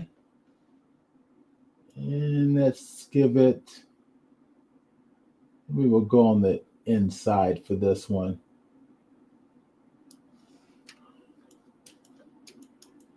There we go. So we got a nice little, thruster control panel. All right, now Command or Control A, rotation and scale is set. I want to make sure that's correct. Now, what I want to do is I want to add an array. I want to array this all around this rocket. So we're going to use our modifiers to do the work for us. And we're going to array it around the center of this object.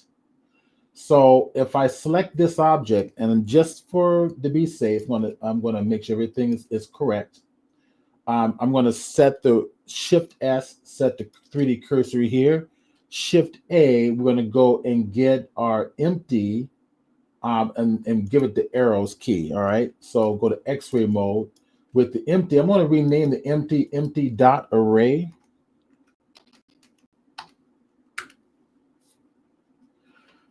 And then I'm going to take that empty and I'm going to just bring it right up here next to my, just to make it convenient for me to see them both together. So we're going to array this panel around this empty. All right, turn off X-ray view, select the panel. Now we're going to apply the array to it. So to do so, let's go and get our modifier, generate. Let's get our array. By default, you're getting a relative offset, as you can see here. And I'm going to start with, let's say, 25 panels. I'm just guessing, right? So we've got 25 panels going across here. No, we'll do 20. We'll do 20. Maybe 25 is a little bit much. So we'll do 20 panels. Okay. And then what we want is not to be a fixed count, right? We want this to be, or relative offset is what I should say. Fixed count is what we want, but we don't want a relative offset, which means it's offsetting in any one of these directions that we put a 1 next to. So turn that off, so relative offset, and get an object offset. And the object we want this to be based on is going to be that empty dot array, right? So click this here. There's the empty dot array, and there it is. Okay. All right, so let's see what's going on here. The empty dot array should not be doing that. And this is what's disturbing me. It's starting to annoy me, actually. And if I hit Control A and apply scale, this empty dot array object offset. Yeah, interesting. So if I come over here, oh, I'm sorry, I forgot a step. Let's turn off the array. I know exactly what I did. All right, so the orientation of our panel has to match the orientation of this empty. No excuses. I know better. So Shift S, cursor to selected, there. So now we have the orientation of the empty. Now we simply select on the panel and say match the same orientation by set origin to what? 3D cursor.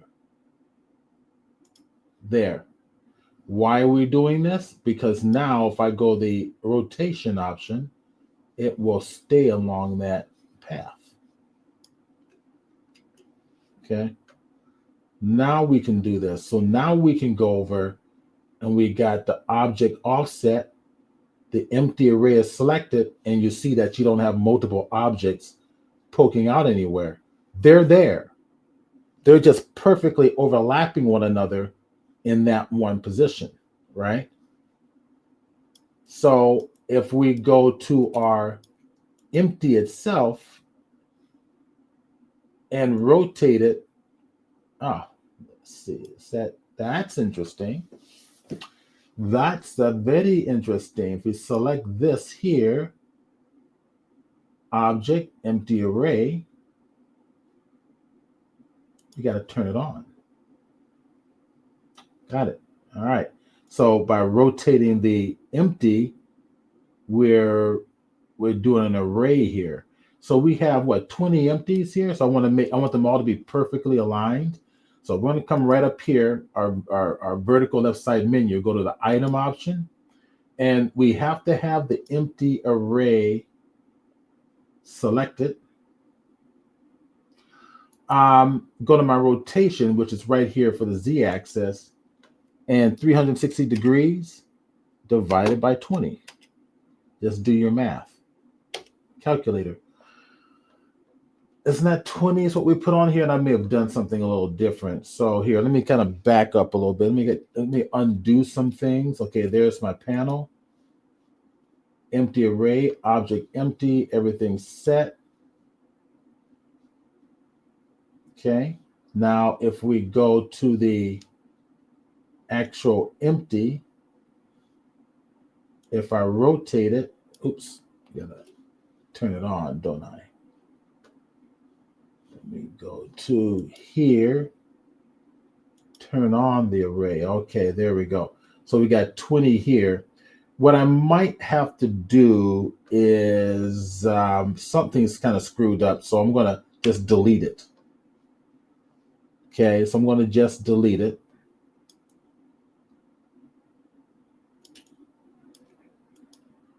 I'm gonna select the empty. I want to check something out. There we go. I have to apply rotation and scale to the empty. Now that should be helpful. Now grab this piece here, give it array again. I don't want relative offset. And I do want 20. I want 20 objects. We go to our object.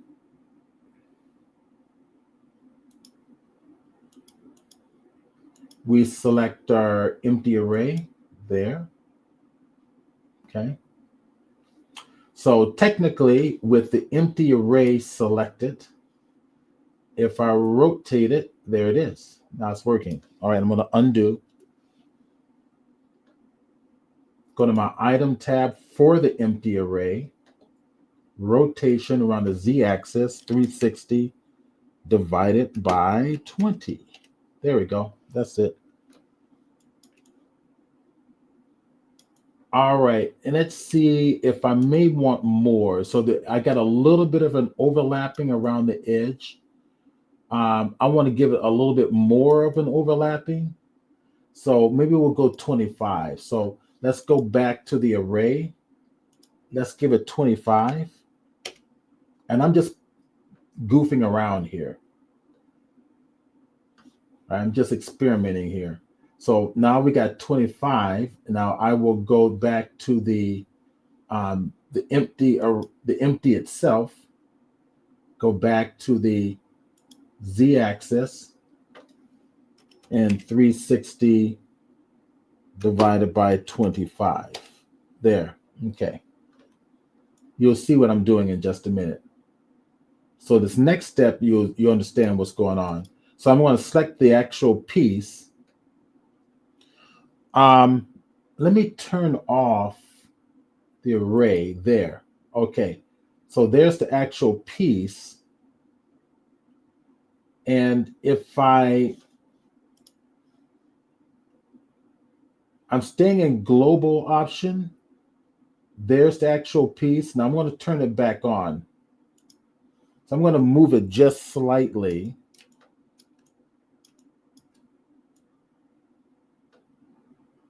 Like that. That's what I want. Just like that. So they're kind of overlapping each other a little bit. Okay. Maybe a little bit more. There we go. That's what I'm looking for. So what I want to do is I want to parent this to the empty now. So that's selected. Shift select the empty. Control P. Keep offset. So that if we select the empty and we move the empty, we can move everything back into place. Kind of close to what we want.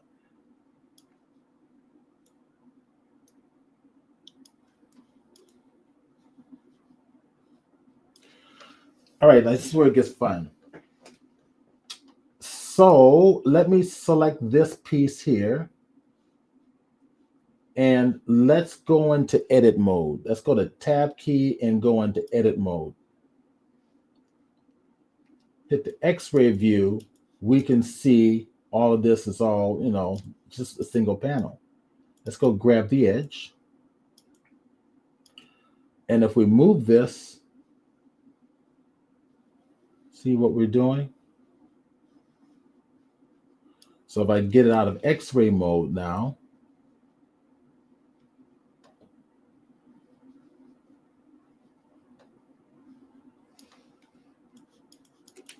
all right, so now keep in mind, we're in edit mode, right? We're not in object mode. So if I'm going to undo it so we go back to our base. I want this to be the base position. So tab key, object mode. And we're going to, now this is where we're going to start creating and animating this particular little technique.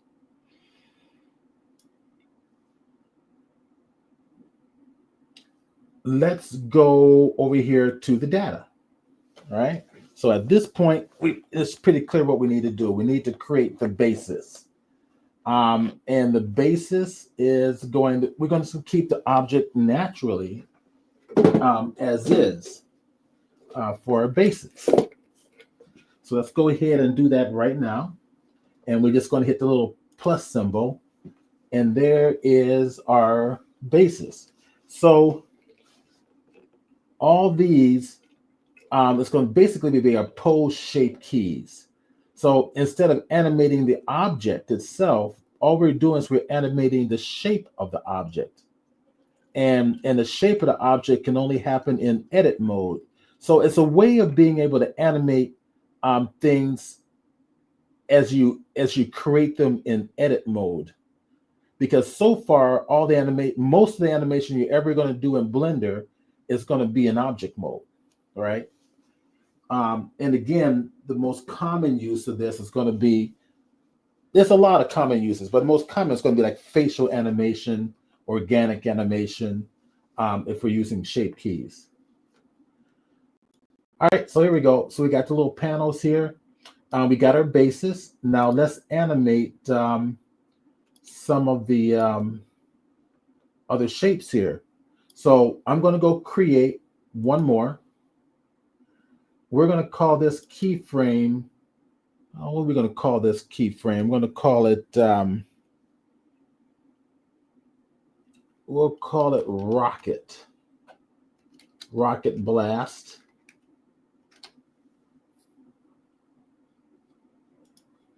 Okay, and we're going to stay there, and then we're going to go into edit mode and just animate this down to here. Okay.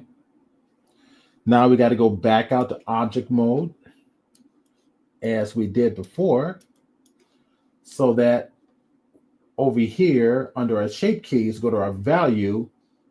See?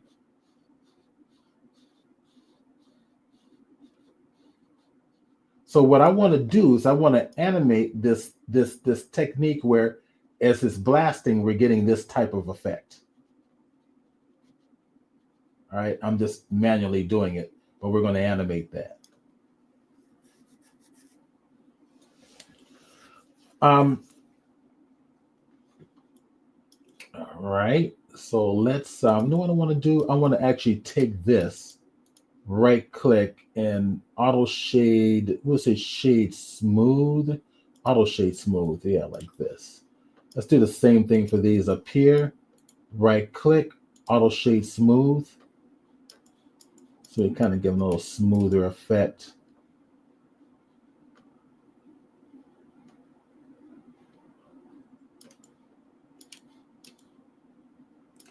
Control Shift S. I'm going to save this to, let's go back up here to my presentations folder. I believe that's the Blender projects. I'm going to go put that back into the lessons folder, and that will be under my presentations. And this should be under the Rocket Blast, I think I called it. Yeah, we'll go take a look. Yeah, Rocket Engine Shape Keys. I'm going to call this one Shape Keys number 3.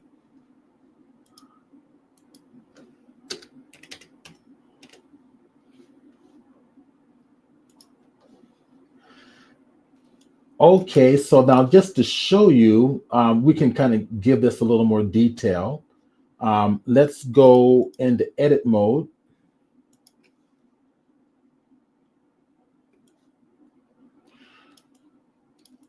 And I think I want to just edit this outside area here. So I'm going to hit Command R.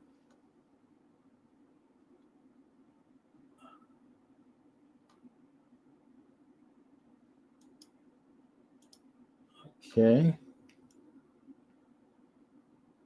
And now I'm going to go to our face editing mode. And I'm going to grab that face, this face. I'm going to go every other one,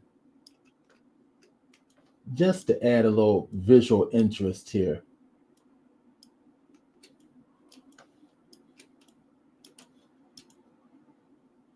We hit the I key to pull it in. E key, extrude it out like so. And then we're going to come up here and tell to use the individual origins. So that I hit the S key, I can pull them. Oops. You know what's happening there? You know what's happening here. It's these proportional editing on, turn it off, or hit the O key to turn it off. Now, E key, pull it on up. Make sure the individual origins is on. S key. There we go. Do them individually like that. Kind of make a little bevel. So we got a little bit of visual interest there. So it's not so boring. And if we want to, go grab these two, those two, and those two, and we'll do some negative space for it. So I key, pull it in, but I want this to be different. Hit the I key again, it gives me the individuals there.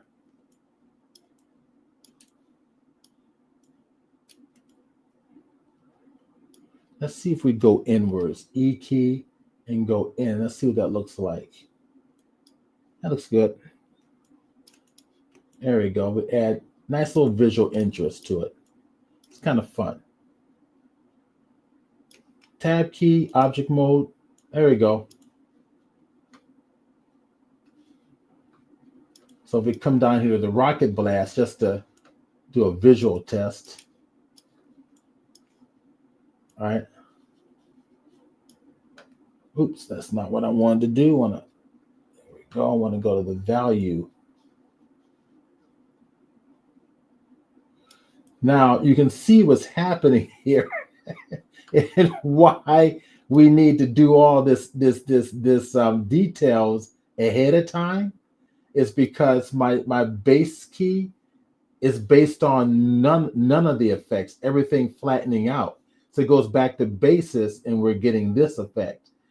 If we go back down, now it's adding all the effects. All the effects are the details are being edited back in there. So just to show you that if you're going to do any of this, do all your details first, right? Yes, I did that intentionally. Do all your details first so that when you decide to play around with this value-wise, see, they're kind of disappearing because it goes back to basis again. May not affect this so much because we're going to be starting our animation. It's going to be, pulsating within this range area anyway.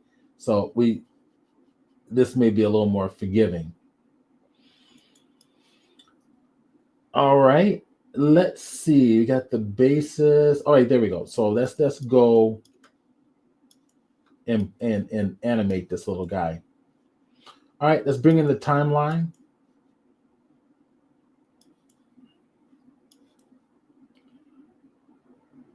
In fact, yeah, bring in the timeline.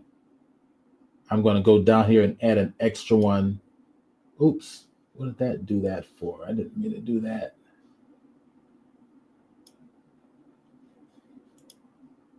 Oh, gosh. Let's save this real quick. I don't want to save that real quick. Let's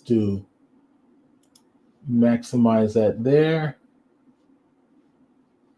And let's see if I can actually drag this stuff back. So I lost my little side panels here. Let's see if I can actually just attach it. Is it going to allow me to attach it?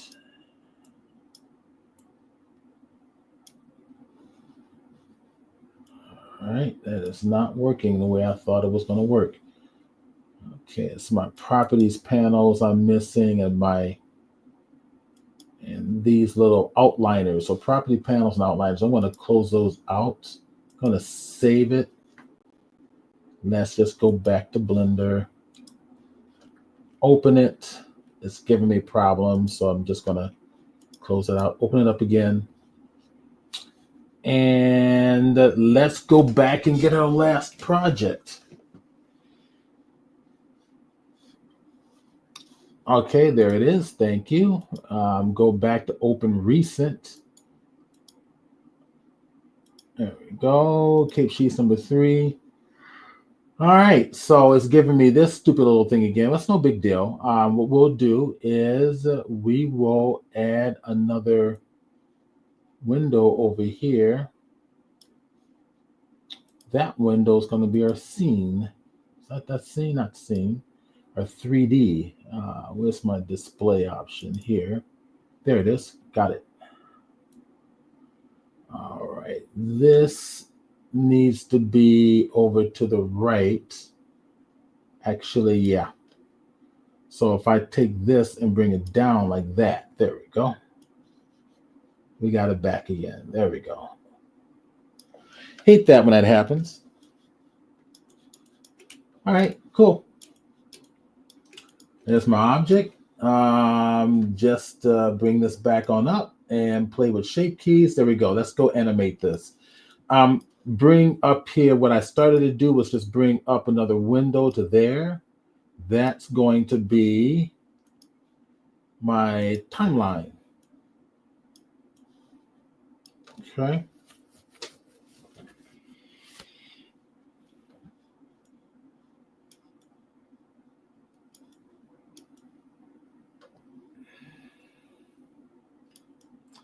There's a couple of ways to do this, but what we're going to do is I'm going to do a clever little way. I'm going to select our 3D cursors right in the middle. Let's go ahead and grab a sphere, mesh, UV sphere right in the middle there. Okay. I'm going to make it down a little bit smaller.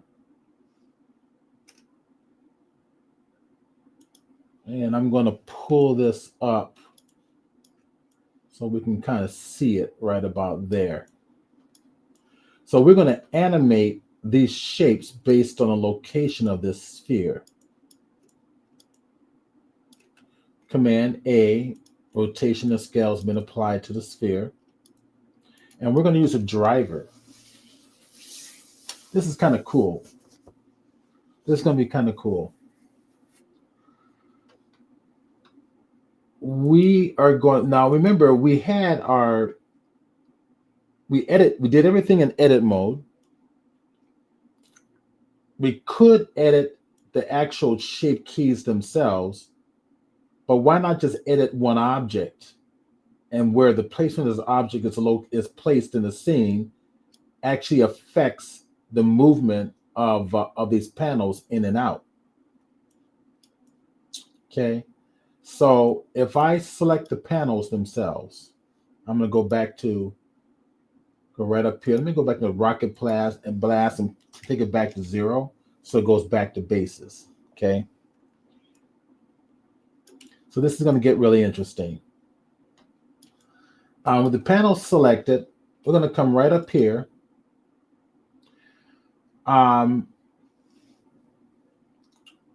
Let's see. I'm going from memory here. So we go to our item.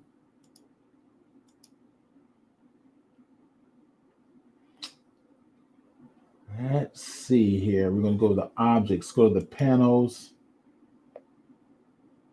And I think what we're doing, oh my gosh, I'm forgetting something here. Now, this is the part I hate, so my brain goes blank here. I want to use this is what I want to do. I want to use basically a driver to edit this here. So with the panel, or edit the position, I remember. I got it. I remember now. All right. The reason why I forgot, I understand. I understand exactly why I forgot. Because normally when I'm editing drivers, I'm up here in the items tab, editing these locations, rotation, and scale, right? Here, to affect the position, I need to affect the shape key. So now I have to go to another place, which is the value here, right? I'm so used to doing it here, my brain forgot, we got to go do the values. This is going to be the driver. So right click, add a driver. Now this is where it gets a little tricky. So here we have the driver selected. Well, what type of a driver do I want? Well, if we drop this down where it says scripted expressions, We have one called averaged value. That's the one we want. Why? Because we're animating the value of what? That shape key. Once that's selected, now we need to come down here to add the object. What object is going to affect the position of that shape, the value of that shape key? And if I grab this object here, we want the sphere. Well, the sphere based on what? We want it based on a location. Well, what location? Based on the z-axis location. So sphere based on not x location, but z location. See? And in what space? World space or local space is what we want. Based on its local space. Okay, let's pray that this works. So if I pull this back, go to my sphere and move it, it's not working. Now I got to figure out why it's not working. I'm going to select this again. The blast. This is interesting. Let's see if I grab this here all the way up and all the way back. There it is. It is working. It was working. All right, it's the position of the sphere. Back in here. Okay, it was working. It was too far up. Okay, so here, beginning, which is going to be a world location. And we're affecting this based on the position of the ball, or the sphere. So I want to get this type of movement like this, right? That type of vibrating movement with this shape. So if I go to the bottom here, what I'm going to do is I'm going to animate this. So here, with my cursor over the sphere, hit the I key, and that's one position. Let's go over to 10. Let's bring it in like so, all the way down, which is what I've got. And now hit the I key again. So if I go back and forth between these, I've got that type of movement.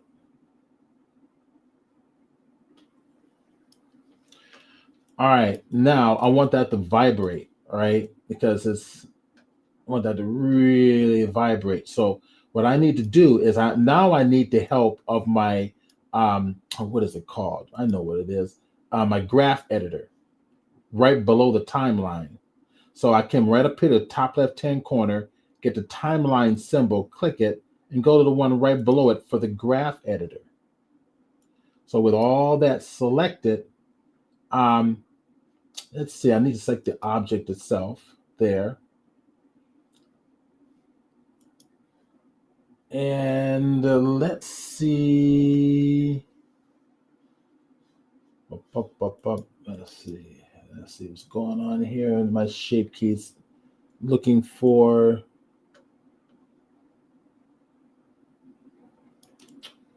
Now this is the part I hate, so I'm going to go.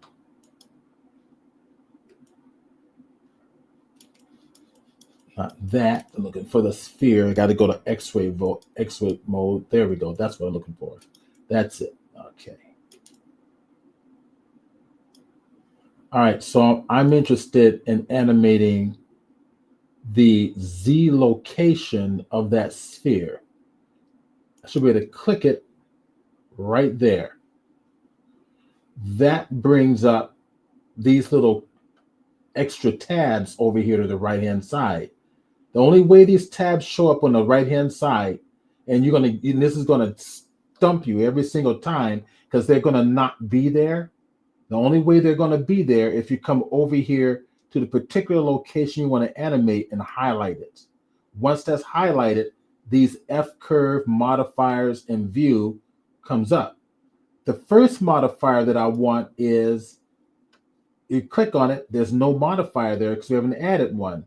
We want one called cycles because I want this to cycle forever. So now, hit the space bar.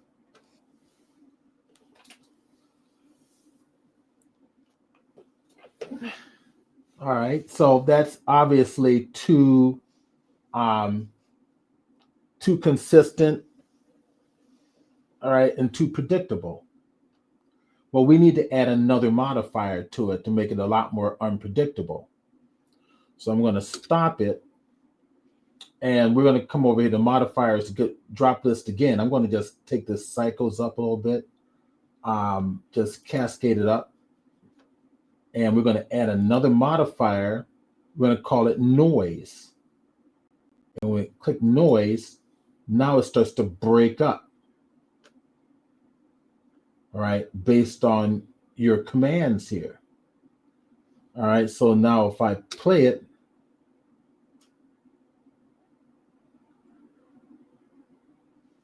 and we can play with this, we can play with the scale of it.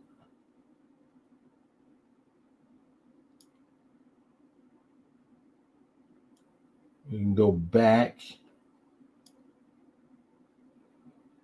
and you just kind of play with it until you get something you want. The strength,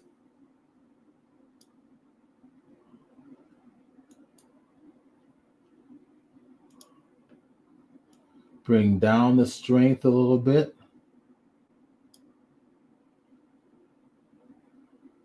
Offset, see what it does, see what it's doing here. There we go, that's a little better. How about phase? What does that do? Yeah. Maybe a little more phase. Yeah, there we go. Yeah, I'm liking that.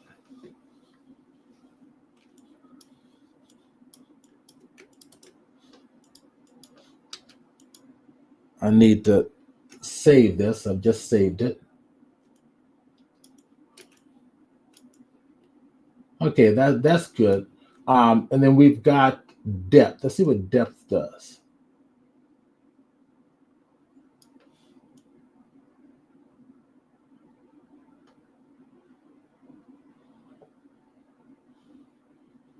Yeah, I'm liking that. Okay.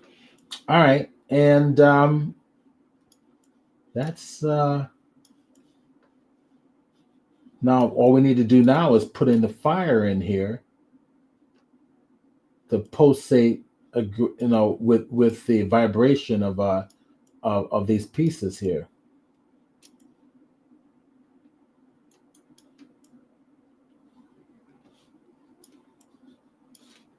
So let's see. Buster 66 says nice. Yeah, you're welcome. That was kind of a fun little one there. So, and this is all based on the position. Let me go to my X-ray mode of that of that sphere.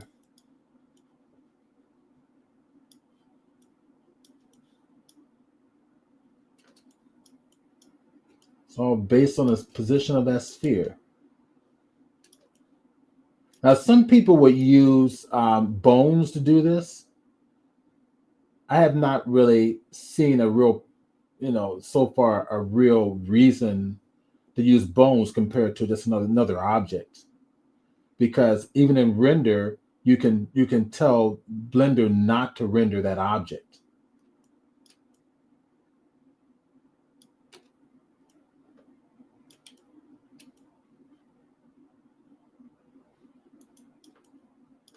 And of course, you can come in here and do your texturing as usual. So we got about 5 minutes left. We'll go ahead and add a little bit of texturing. Go to New material. We'll go to metallic and bring it up. In fact, let's go and turn on. If you go to material mode, let's go to, there we go. Let's go to render mode. Let's turn on our lights.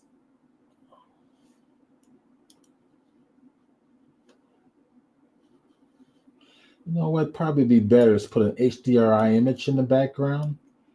So let me save this real quick and let's go get an HDR. If I come here, go to my shader tab real quick, and let's go to my world background here. Select my shader for the background. Control T is a node wrangler, and David talked about that earlier. The node wrangler. Go get an image, and let's see. I know where all my HDRIs are, so they're basically under my. I think I did also put it under my lessons folder too. Lessons, Blender projects. I think it's under here. I'm going to go 0 PBR. I think it's called. It may be under PBR. It is not, but I do know where it is. That's going to be right over here under our 3D projects, Blender projects, and it's going to be either 0 PBR.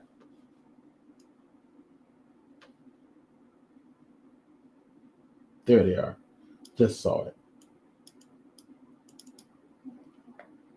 That's PBR. You know what? It's not PBR, it's HDR. That's for regular textures. Let's go to HDR textures.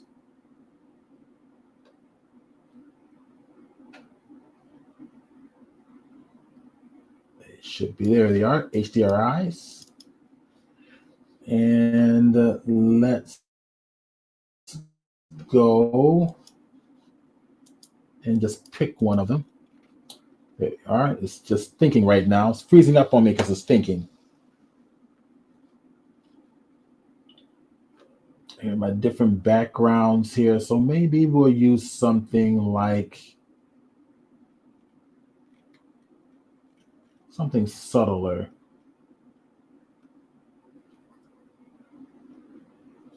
I'll go with that one.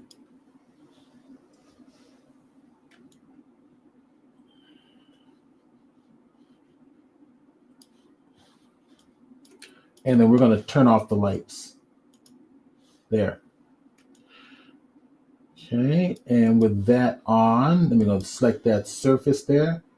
We didn't give that a proper surface, so let's go click on the new. There we go. Make that more metallic, bring down the roughness so we can kind of see the environment reflecting a little bit.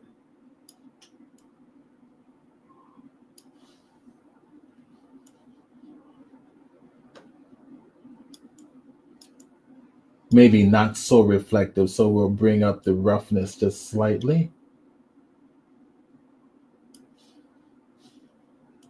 Let's take it out of a white and go to more of a gray.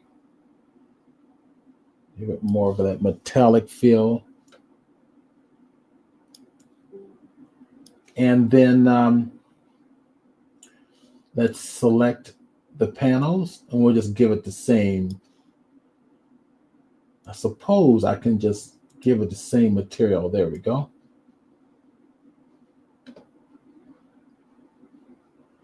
And I'll do a better one of this tutorial, in the upcoming broadcast, where I'll actually create a whole ship or something. But this is just a simple little, a fun little exercise on utilizing shape keys to create nice little animated effects. So I hope everybody enjoyed that. I forgot to turn that off down there. Let's see, David Glenn. I'm going to add him back to stage. He got knocked off there for a second. Can you hear me now? Everybody enjoyed that. So we'll be back next week. Can you hear me now? keep your eye on your emails. I'll send out, I'll send out the little reminders of our upcoming workshops, and we're gonna start doing like giveaways again. So I'll probably be doing some giveaways of some of the upcoming workshops I'll be doing. And if you are interested, I'm gonna go back and I posted earlier on. Yeah, The that was great, by the way. Blender Brilliance workshop is a 5-week workshop. It's a workshop. Anybody's interested in kind of um, getting up to speed fairly quickly, I'm going to go ahead and post it in here once again.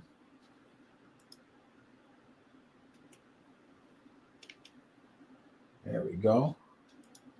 So you can join there.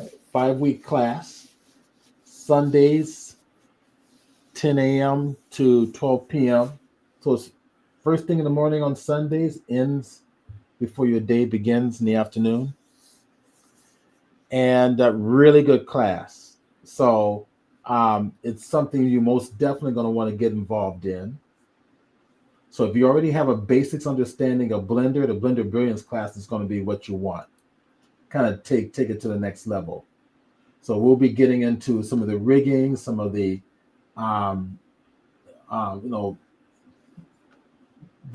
geometry nodes also. Geometry nodes with characters, with creating crowds of characters, stuff like that. Clothing effects on characters. We'll be covering all of that there as well. Okay. So yeah, David, thank you so very much. If you're still there. Yeah. Can you hear me? Yeah, I hear you perfectly. Yeah, I tried to get the camera to work, and for some reason, StreamYard kept, kicking me out, saying, well, I wasn't hooked up to the. Yeah, it's got to be hooked. It's got to be hooked in before you start your broadcast. Yeah, that's probably why. Oh well. So we'll come back with more exciting stuff. Thanks, and we'd love to see more tutorials next week, David. If you want to plan on coming on. Well, the more I learn, the more I'll teach. And I always keep at least you in the loop on that. So you can warn me ahead of time if you want to include me in the lesson plan.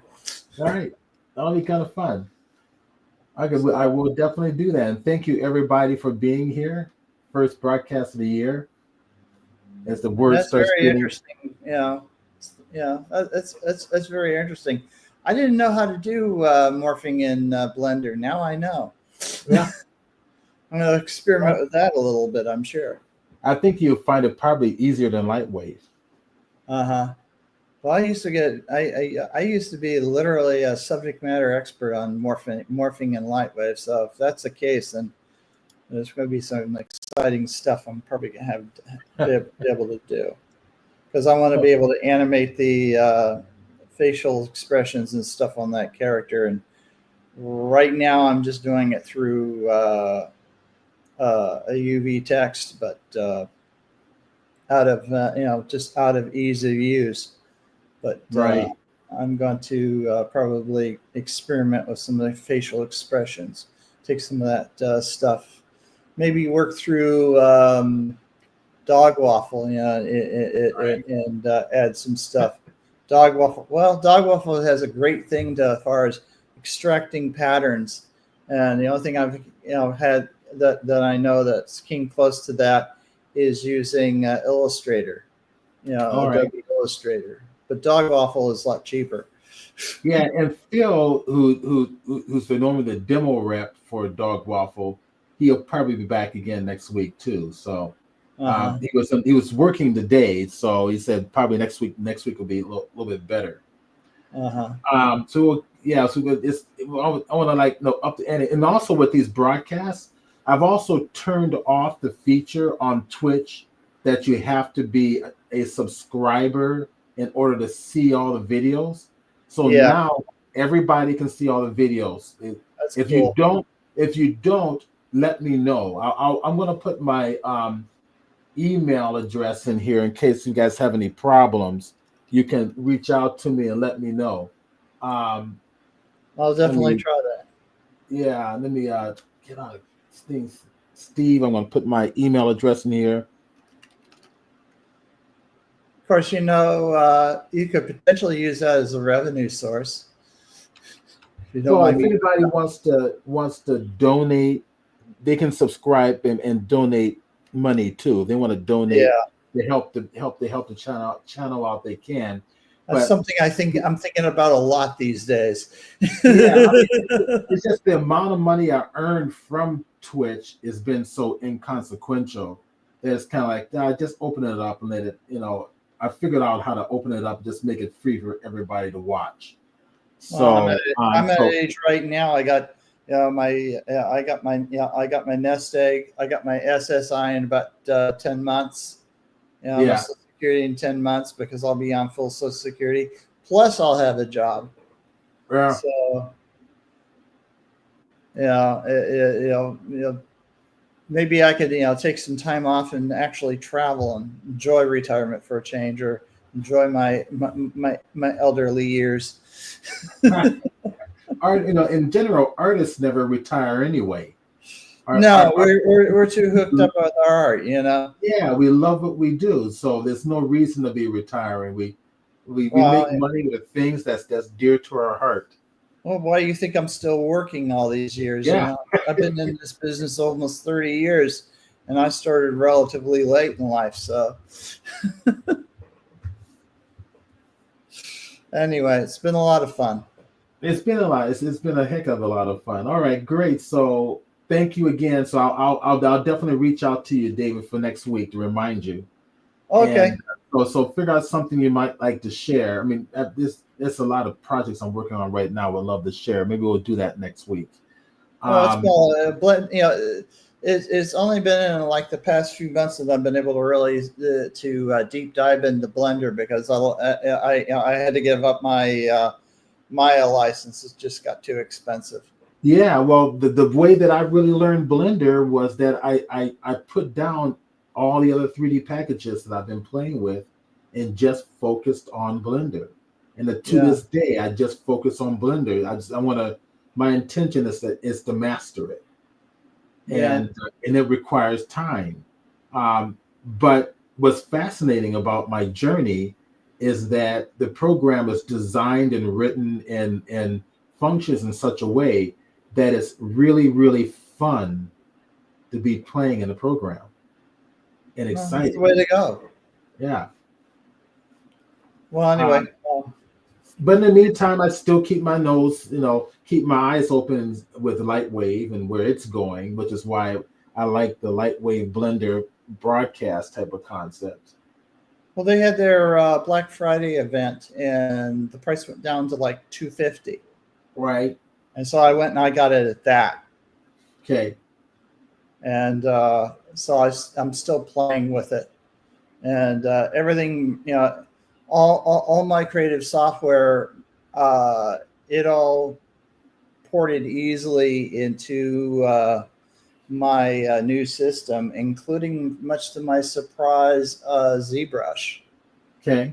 Um, but I tell you, I saw you doing sculpting today, and that's almost renewed my faith in possibly using Blender for a sculpting tool.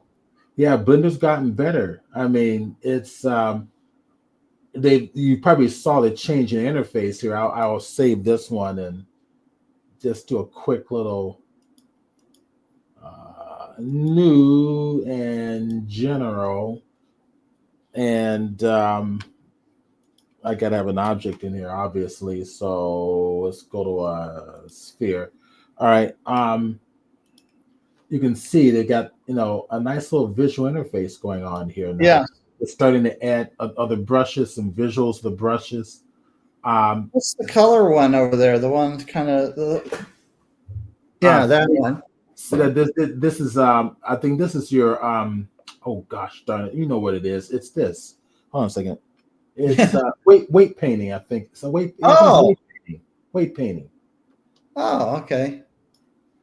I thought maybe So they added. I thought maybe they added paint to sculpting mode. They've always had a paint mode.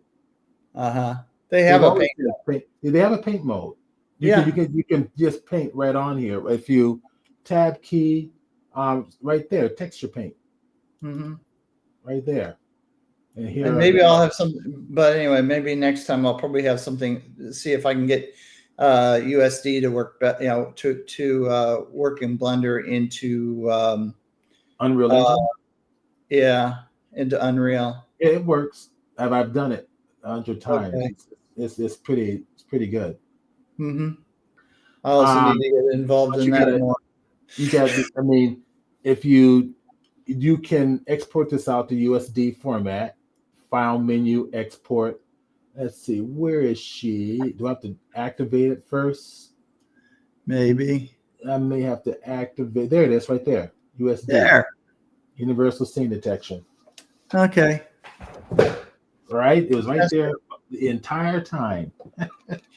Right in your face the entire time. Well, they populate this thing with so much stuff. It's a lot. Maya is very, very much like it. There's just so much stuff in there that they put in one big package that particularly when you're particularly if you have attention deficit syndrome like I do. Yeah. It's just absolutely impossible to me to keep track of that stuff. I think that's one of the reasons why AI is, helped a lot in Unreal. With Microsoft brought Copilot into the Unreal environment, and now you can keep track of all the functionalities that are available to you in Unreal by just going up to Copilot and say, "Hey, Copilot, show me this. I'm trying to do this. Can you show me an example?" And it will come up with the code for it, some example code for it, and you can work off of that. It kind of as you like to phrase it, it inspires you. Yeah, yeah, it really does. But because no person on Earth can possibly learn all the classes and functions in Unreal.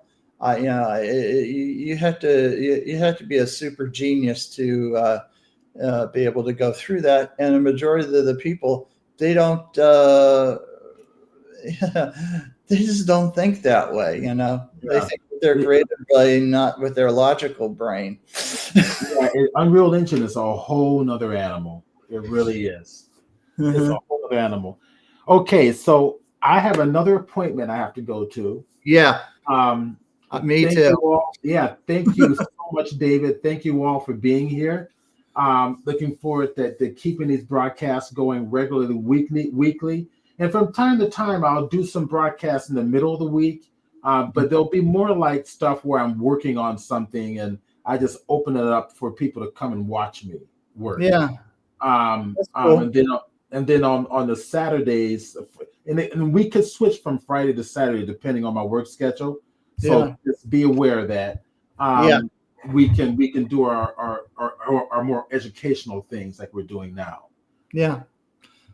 And then I'm also, just to keep the word out there, I'm also creating a site that's going to be, it'll be a paid site that's all going to be about Blender education. It's something where if you want to learn Blender from beginning to end or advancing your skills, I'm planning on creating a site where you can go there and just for a small fee, just enhance your skill levels.